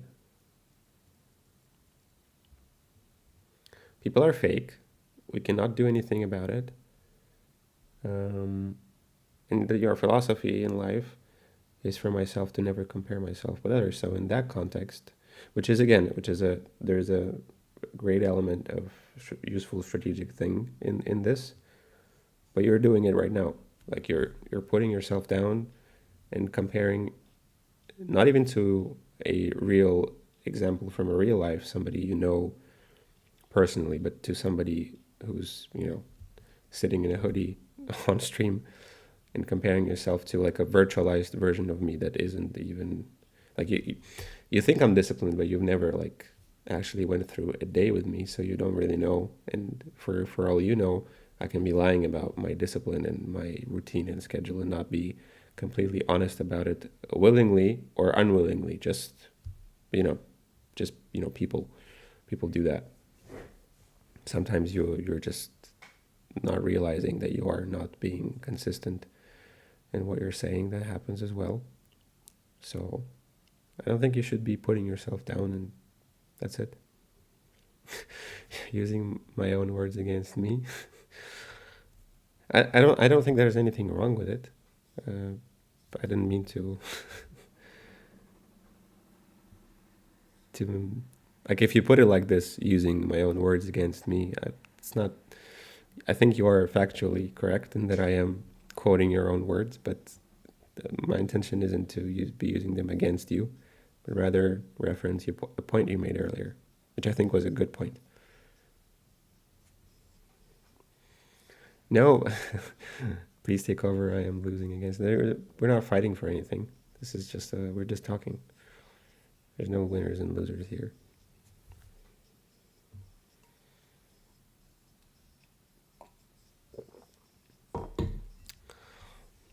You know everything about you.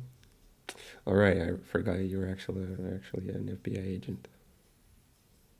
Something that I have to keep in mind.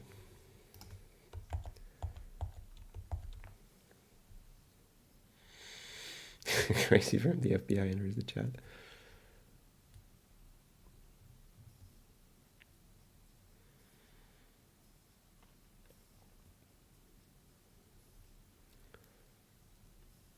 Coming back to the age factor, I'm not like that old. At least FBI open up, yeah. At least I hope I'm not.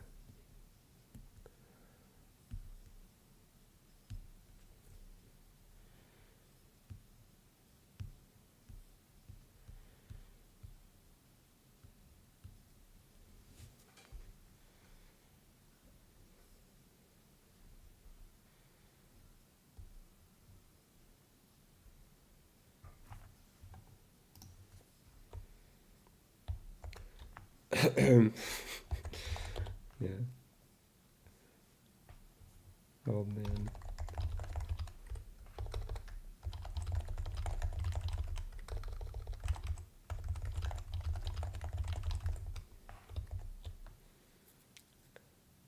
I think it's a bit dusty here. He's old, he told me once. Yeah. True that.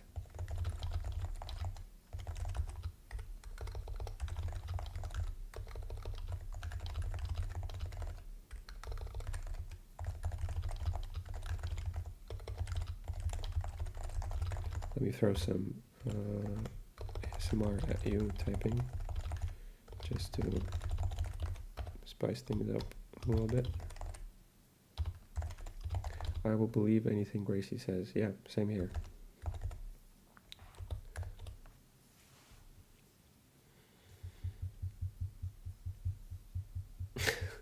Using his words against him now.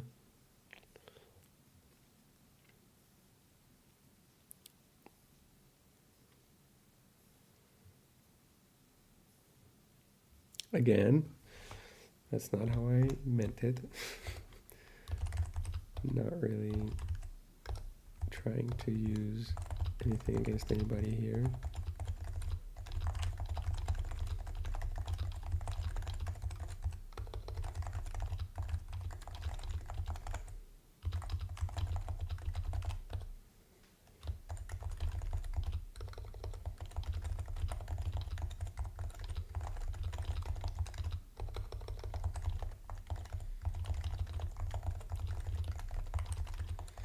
Should we do like a what would be the correct age appropriate modern Zoomer content for just chatting, like reacting to things, or how does it work these days? Asking as an old man, of course.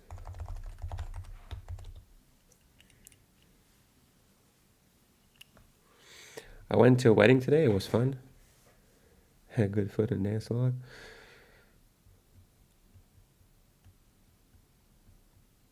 I've been to a wedding, I think, a few times as well. I found it very, very. I mean, I'm again happy that you enjoyed it. For me, like big social gatherings with family involved, something that I struggle with massively.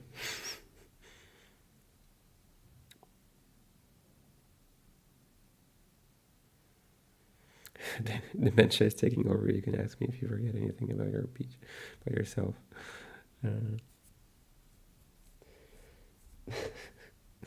Again, I'm not that old. I don't think dementia is on the table for me at this stage. Hopefully.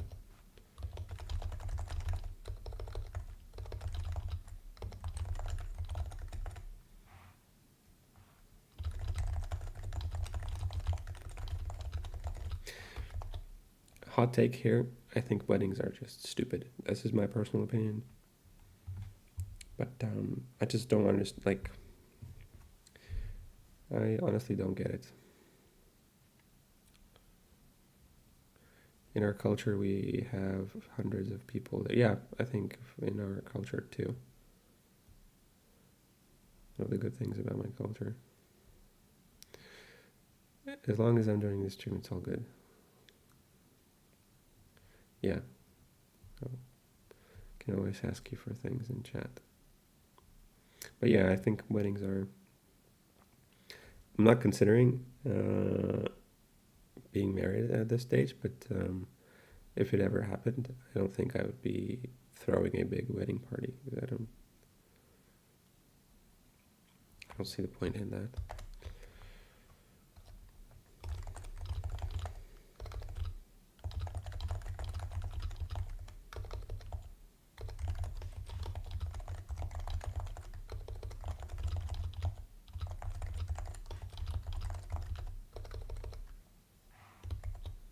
Live stream the wedding. Yeah, all the 4 people involved, you'll see all of them on stream. It's just basically the same stream as we have today. It's just a bunch of people. probably like I'll point the camera at the couch and we'll just sit there.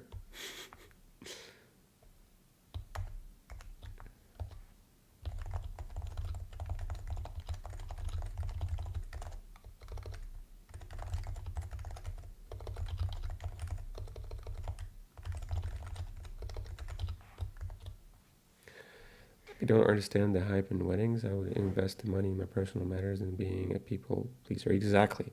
Like, I literally couldn't have put it better myself. It's literally it. Like, as a new family, and again, if it's young people, it's a new family, or if it's somebody who's, it's their second or third marriage, doesn't really matter. Like, there's much better use of money for the family purposes. Like literally, like at least 10,000 other things that you could do that would be a better spend of money before you get to that point where a wedding is on the list. Yeah, exactly. This is very well put. I would invest the money in my personal matters than being a people pleaser. This is very well put. I like it.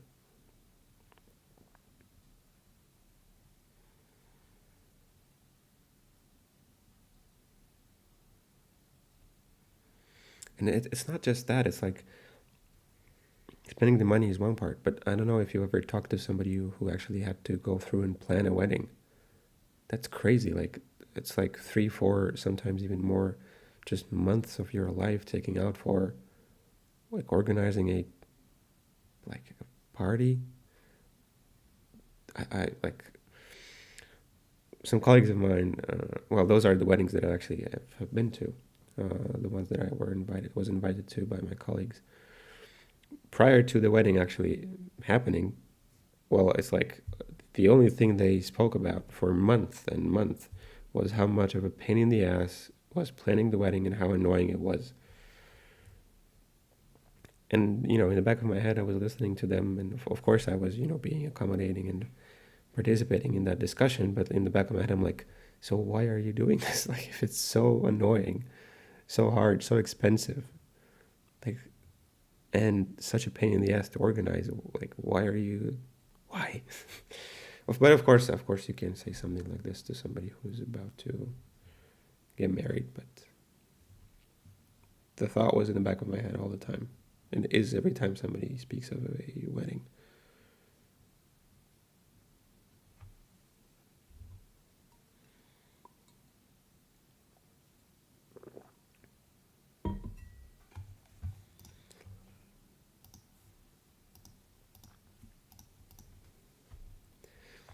Especially, I think, the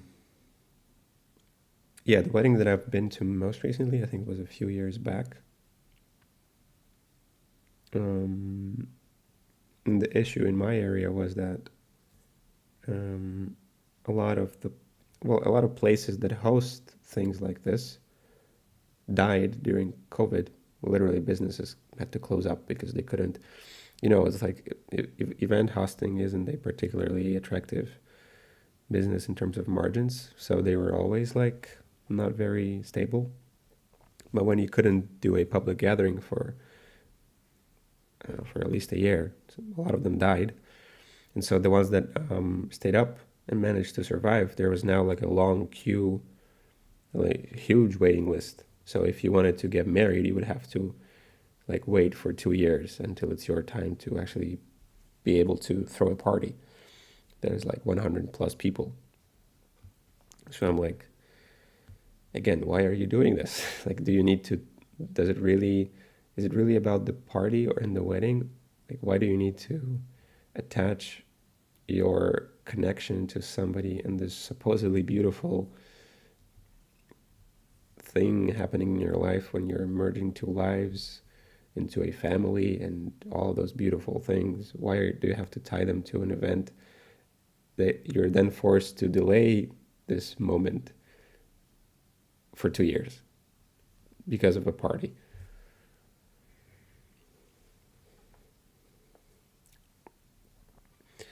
If someone did complain about it, I would think it's the same. But if they want a big fat wedding and want to spend with their loved ones, I mean, what? Yeah, I mean, listen, I think this is an important thing that I wanted to mention at some point in the stream.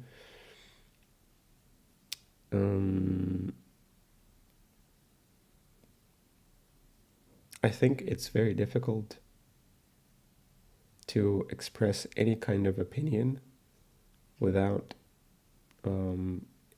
implying that other people who hold the opposing view are under the line of fire by you just saying things that you think. I think my opinions, for example, on weddings are first and foremost relevant for me in my life. So the judgments that I make are based on what I see in the world and how I observe it and how I internalize it. And the most important judgment to come out of it is for me to apply to my own life. Like, I know I am probably not going to do a wedding based on what I've seen and heard, and this is my opinion. But if somebody is doing a wedding, I am not going to be an asshole in the conversation with them and try to like actively, dissuade them from organizing a wedding, because I realize that there is a limit. I have my own opinion and my own judgments about things, but they end where, well, my life is the area where I apply the judgment. I don't judge people for things openly when I'm talking to them. It's not part of my interaction with people, but I form my own judgments to then decide on what things I'm not going to do in my own life. So there's like I do have quite extreme opinions on some things, but it doesn't mean that I judge everybody, every single person that I see around immediately from that perspective. It's something that I do on my own, in my own head, and apply to my own life. And then if it comes up in a conversation, I'm not entitled, but I'm feeling like it's okay to share something like that if it's solicited, if somebody is asking me for it. But that doesn't mean that I'm like automatically putting everybody who organizes a wedding in this wasted bin of people who are just stupid or whatever. It's something that I don't understand, don't agree, and don't want to do for myself. And that judgment is based on what I've seen from others. But that doesn't mean that I automatically discard this as an irrelevant point of view and a terrible thing to do and judging everybody immediately. Those aren't the same. This is how I think judgment should work. That's how I approach it. Do they really do everything for themselves or just to show people? That's one other criticism that I have of this. It's like if it's about, because on one hand, I think there is this element of like cognitive dissonance there, where it's on one hand, it's a beautiful moment, and it's about the two of us falling in love, forming a family, preparing to, have children and all these beautiful things that are ultimately about the you and the partner. But also you want to like throw a big party for everybody and showcase how cool and awesome you are and how great of a party it is, and get gifts and pictures and post them everywhere. I feel like those two things are working against each other. I think this is a private, beautiful moment for two people. Why are you then, making it public in this weird way? Loved ones don't care much if they truly are your loved ones. I mean, I agree. Again, this is something that I personally agree with, but knowing how some family members are, that's like, I mean, for some people, like, wedding is a must. And it's not even like, you're talking about me being an old man, but there's some actual old people who will not understand your criticism, will not consider it, and will outright tell you that you are crazy and stupid for not considering a wedding. And this is somehow disrespectful, and et cetera, et cetera, et cetera. Exactly, the wedding. Wedding is just about the couple. Yeah, that's how I feel, and it's something that I don't really understand, and how that lives along the idea of throwing this massive party and hiring professional photographers and videographers and, like, cakes and expensive suits and dresses. I don't like, for me, those things are somehow weirdly, they exist together, and for me, it doesn't make any sense. again, for me, right, which means that I don't consider myself to be better just because this is an opinion that I hold, and everybody else who actually goes in and then does these weddings are somehow, worse than me or are wrong. I mean, I would not do it myself, and I know that based on my analysis of what those people are doing, but it doesn't prevent me from going to a wedding or talking to somebody about a wedding, and I'm not going to like criticize them for it unless they ask. If they ask me what I think, then I will give an honest answer, but I try to reserve like my judgment to this, like localize it within my own life.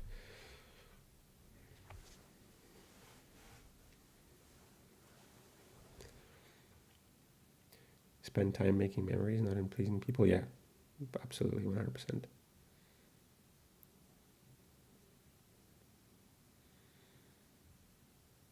And that's what threw me off today after I've finished work and went out to get groceries before the stream.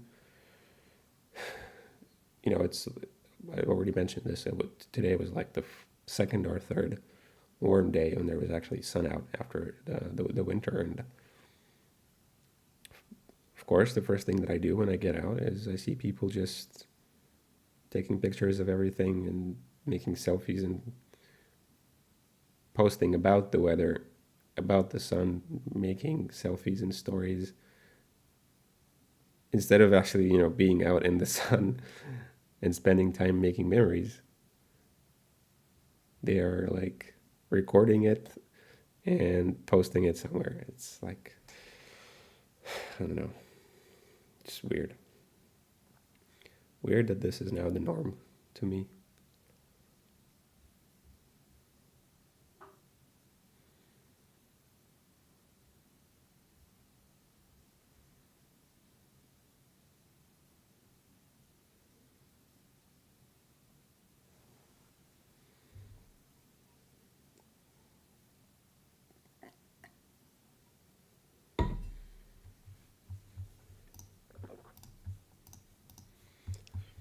Enjoy, live the moment rather than capturing it. Yeah, I feel like there's more value to it. Just going into any particular moment, knowing that you will not record it, not be able to just scroll through the pictures of it or videos of it later on, forces you to approach it differently and savor it more in the moment while it's happening.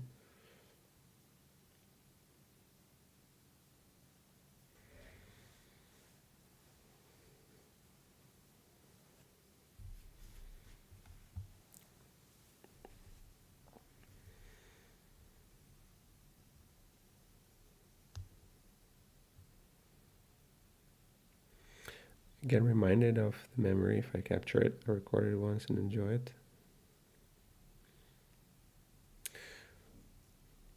Yeah, I can see how that would work.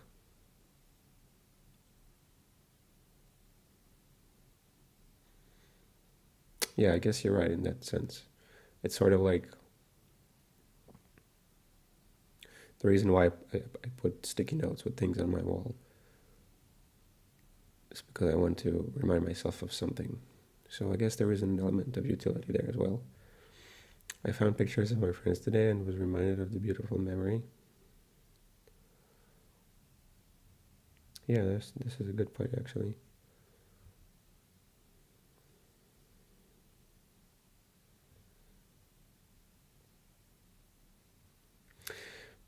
I guess the line that I would draw is recording it in a way that you would use it just in this purpose that you're describing, versus doing it like publicly to show off that you lived through the moment. I think that's the distinction that I would make.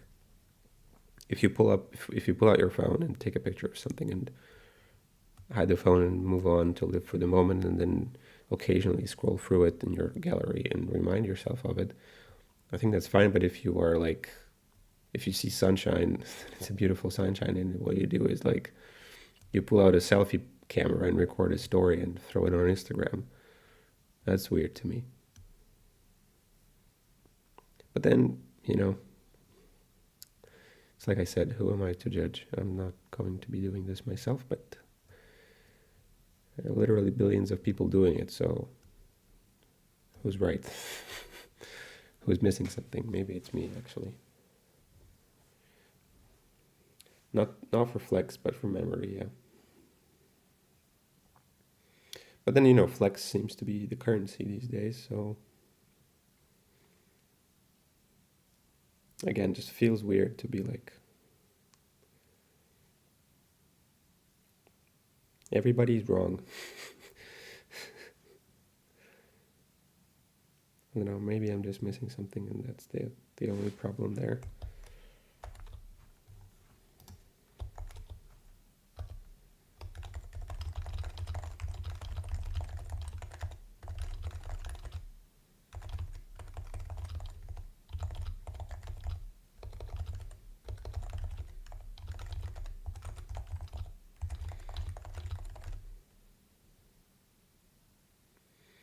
I judge people at the flex part.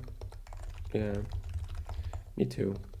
But then again, like there's like everybody's doing it, so are you judging the whole world? Okay, this is not a fair statement. I think that it would be a fair statement to say that more people are doing it. The majority of people are doing it. There's more people who do it than there are people who don't do it. So you're like automatically just criticizing virtually, like a large proportion of the population.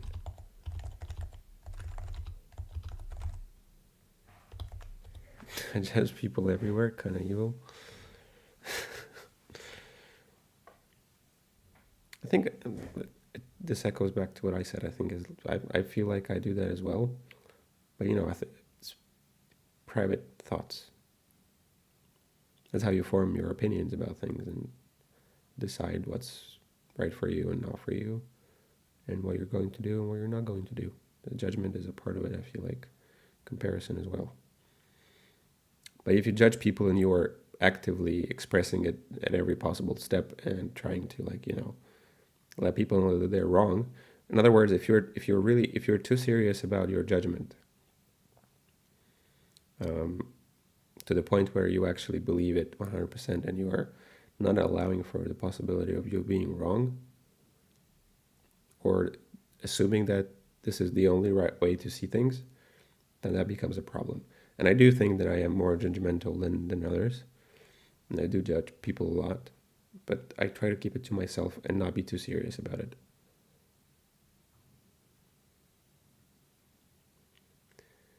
It's not a bad thing. I think in moderation, it's a good thing.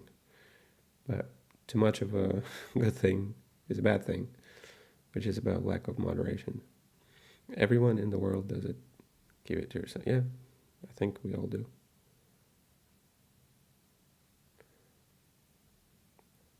Of course, I'm serious about it. Why would I waste my time judging then? Well, you have to reserve some.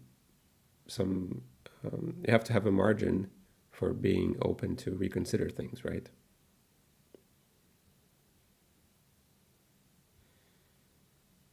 So I feel like there has to be a limit on how serious you are.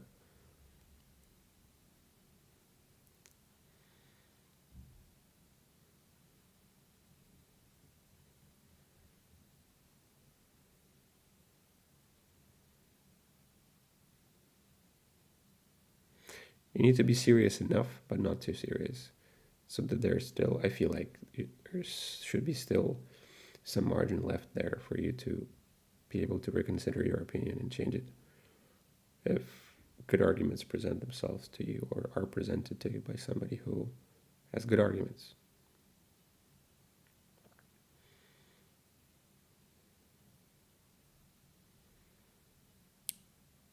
It's for psychological intelligence. The what part of it? Sorry.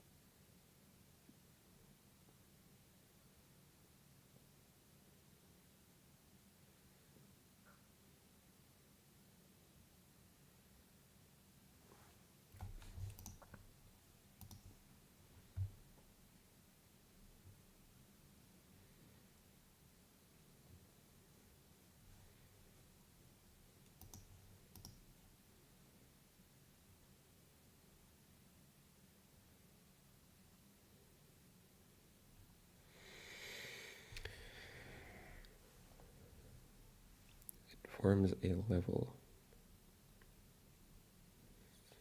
I'm trying to figure out what you mean here.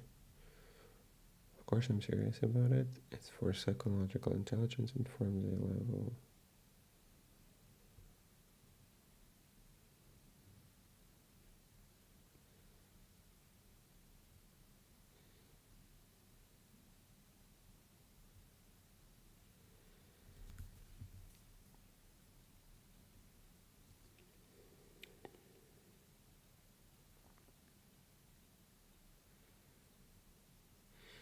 Oh, okay. Like to which extent this person can actually comprehend what I'm saying. So it's like a, I don't know, EQ check.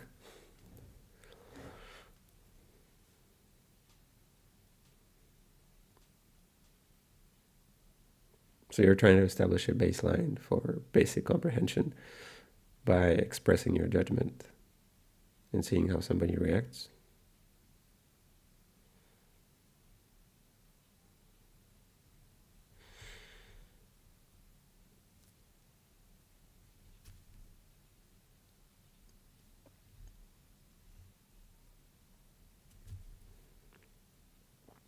If it is so, then I think it's a good strategy, but perhaps there has to be some level of, you have to be familiar with the person and have some information about them and have some sort of relationship, because opening up with that, I don't feel like that's a good idea. But yeah, as the relationship is developing, this is the next step after you've introduced yourselves and found some basic common things to talk about. The next thing is to start expressing opinions and testing the reaction to see if there is a fit and if there is an acceptable baseline for you to actually be interested in the conversation. So yeah, that makes sense. But I don't feel like that should be the starting point for meeting a new person.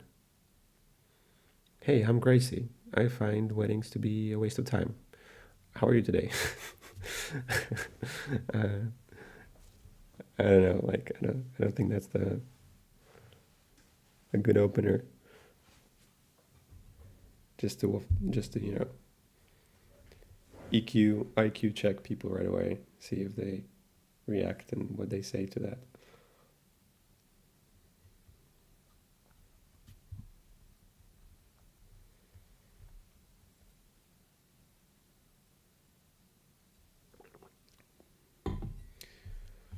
Okay, I'm low-key feeling my back right now.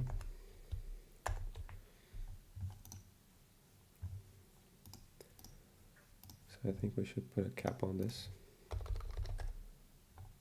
I'll just go and take a walk or chill or something, because I think it's like when I'm not actually doing something in the computer, there is no way for me to, like, I can't sit right. When I'm like in the correct position, I think I can do a better job of maintaining the correct posture. But when I'm just like, the same thing happens when I'm like taking meetings from my desk at work. I find that I end up slouching really, really soon. Like a few minutes into the meeting already, I'm slouched quite a bit, which is not a good thing.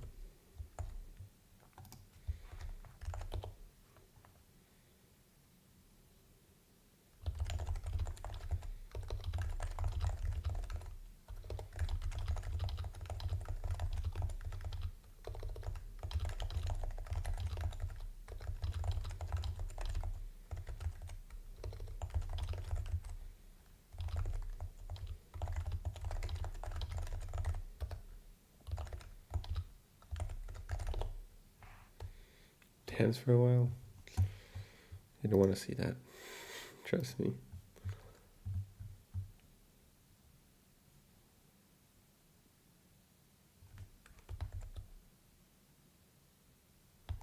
Don't take advice? Well, what do you mean? Like, period? At all?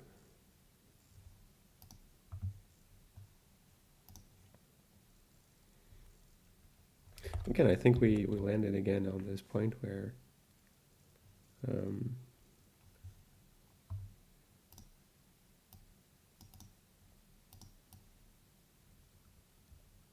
I think it's basically this for everything.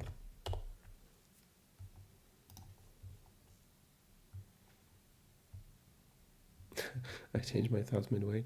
Yeah, I feel like very often it's the case that you have two opposing thoughts and yet both of them are true.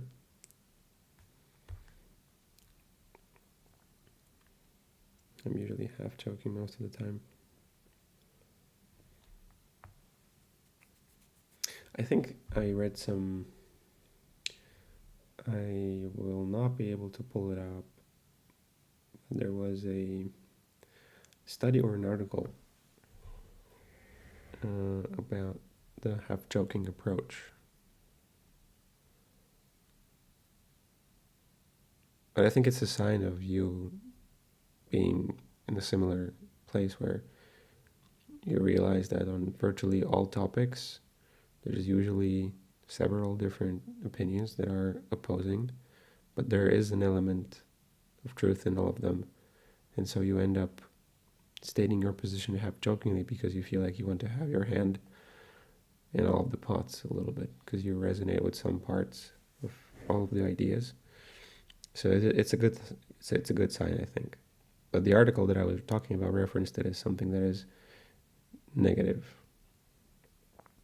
in the sense that people who present most of their arguments and thinking as half jokes don't actually form their own, well-constructed final opinions. But I'm not sure. I don't think that article is particularly good. I don't even remember the source of it or the name of it. So one of the perhaps that it wasn't really that good after all, and I myself prefer the half joking approach as well,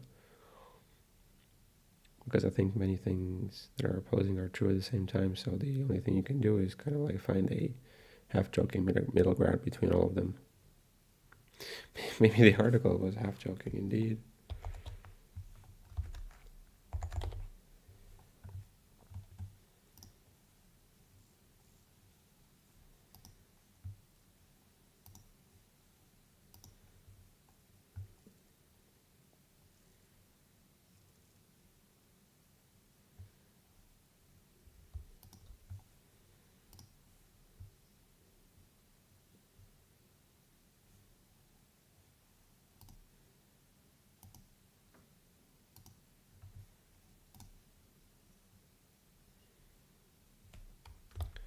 Just realized it's 1 a.m. right now.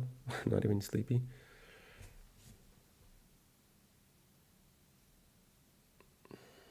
And here we are. Camera went crazy again. Okay.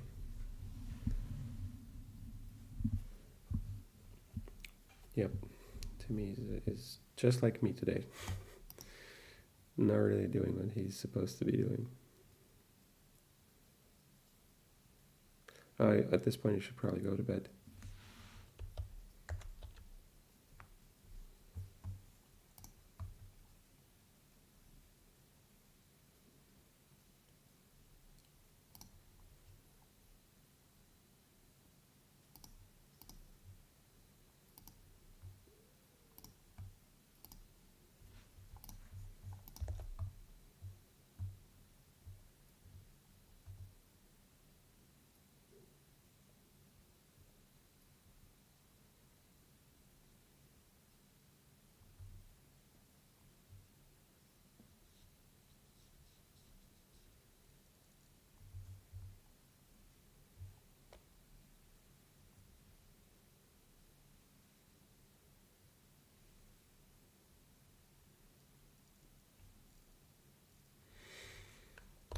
Wow, you want me to leave? Gasp. Just giving you good advice. We're trying to. I don't know what it is, but I've been like really having a hard time with my daytime naps.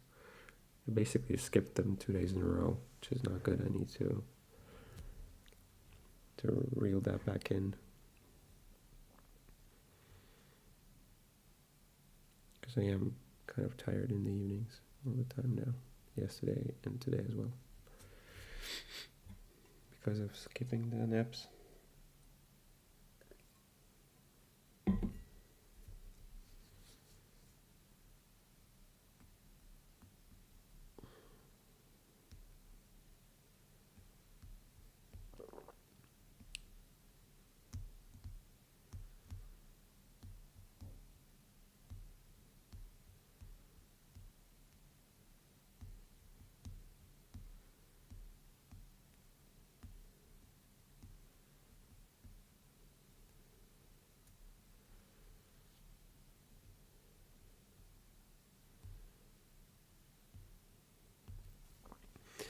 You get to take naps in work days?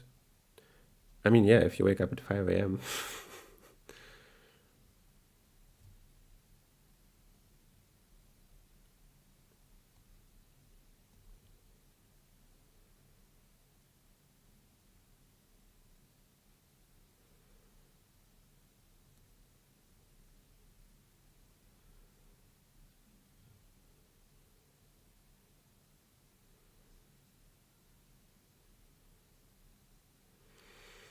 I can never take a nap. If I try to take one, I end up asleep for like 4 hours.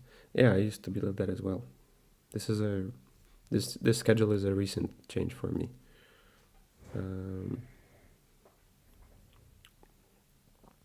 It's not like I've been doing this for years and years. It's a new thing that I'm trying out this year. So there is a way to get there. It's not going to happen immediately. And then, not that there is a need for you to be doing it if you don't think that there is a need for you to be doing it. So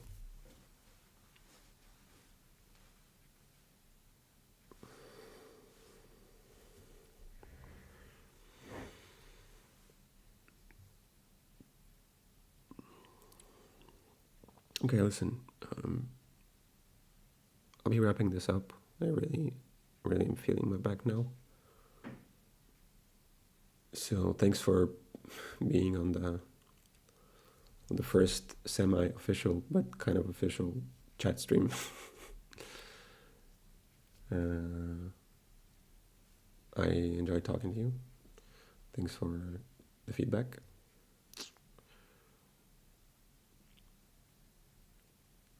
And see you around. And have a good night. Bye-bye. I do too. Thanks. I appreciate it.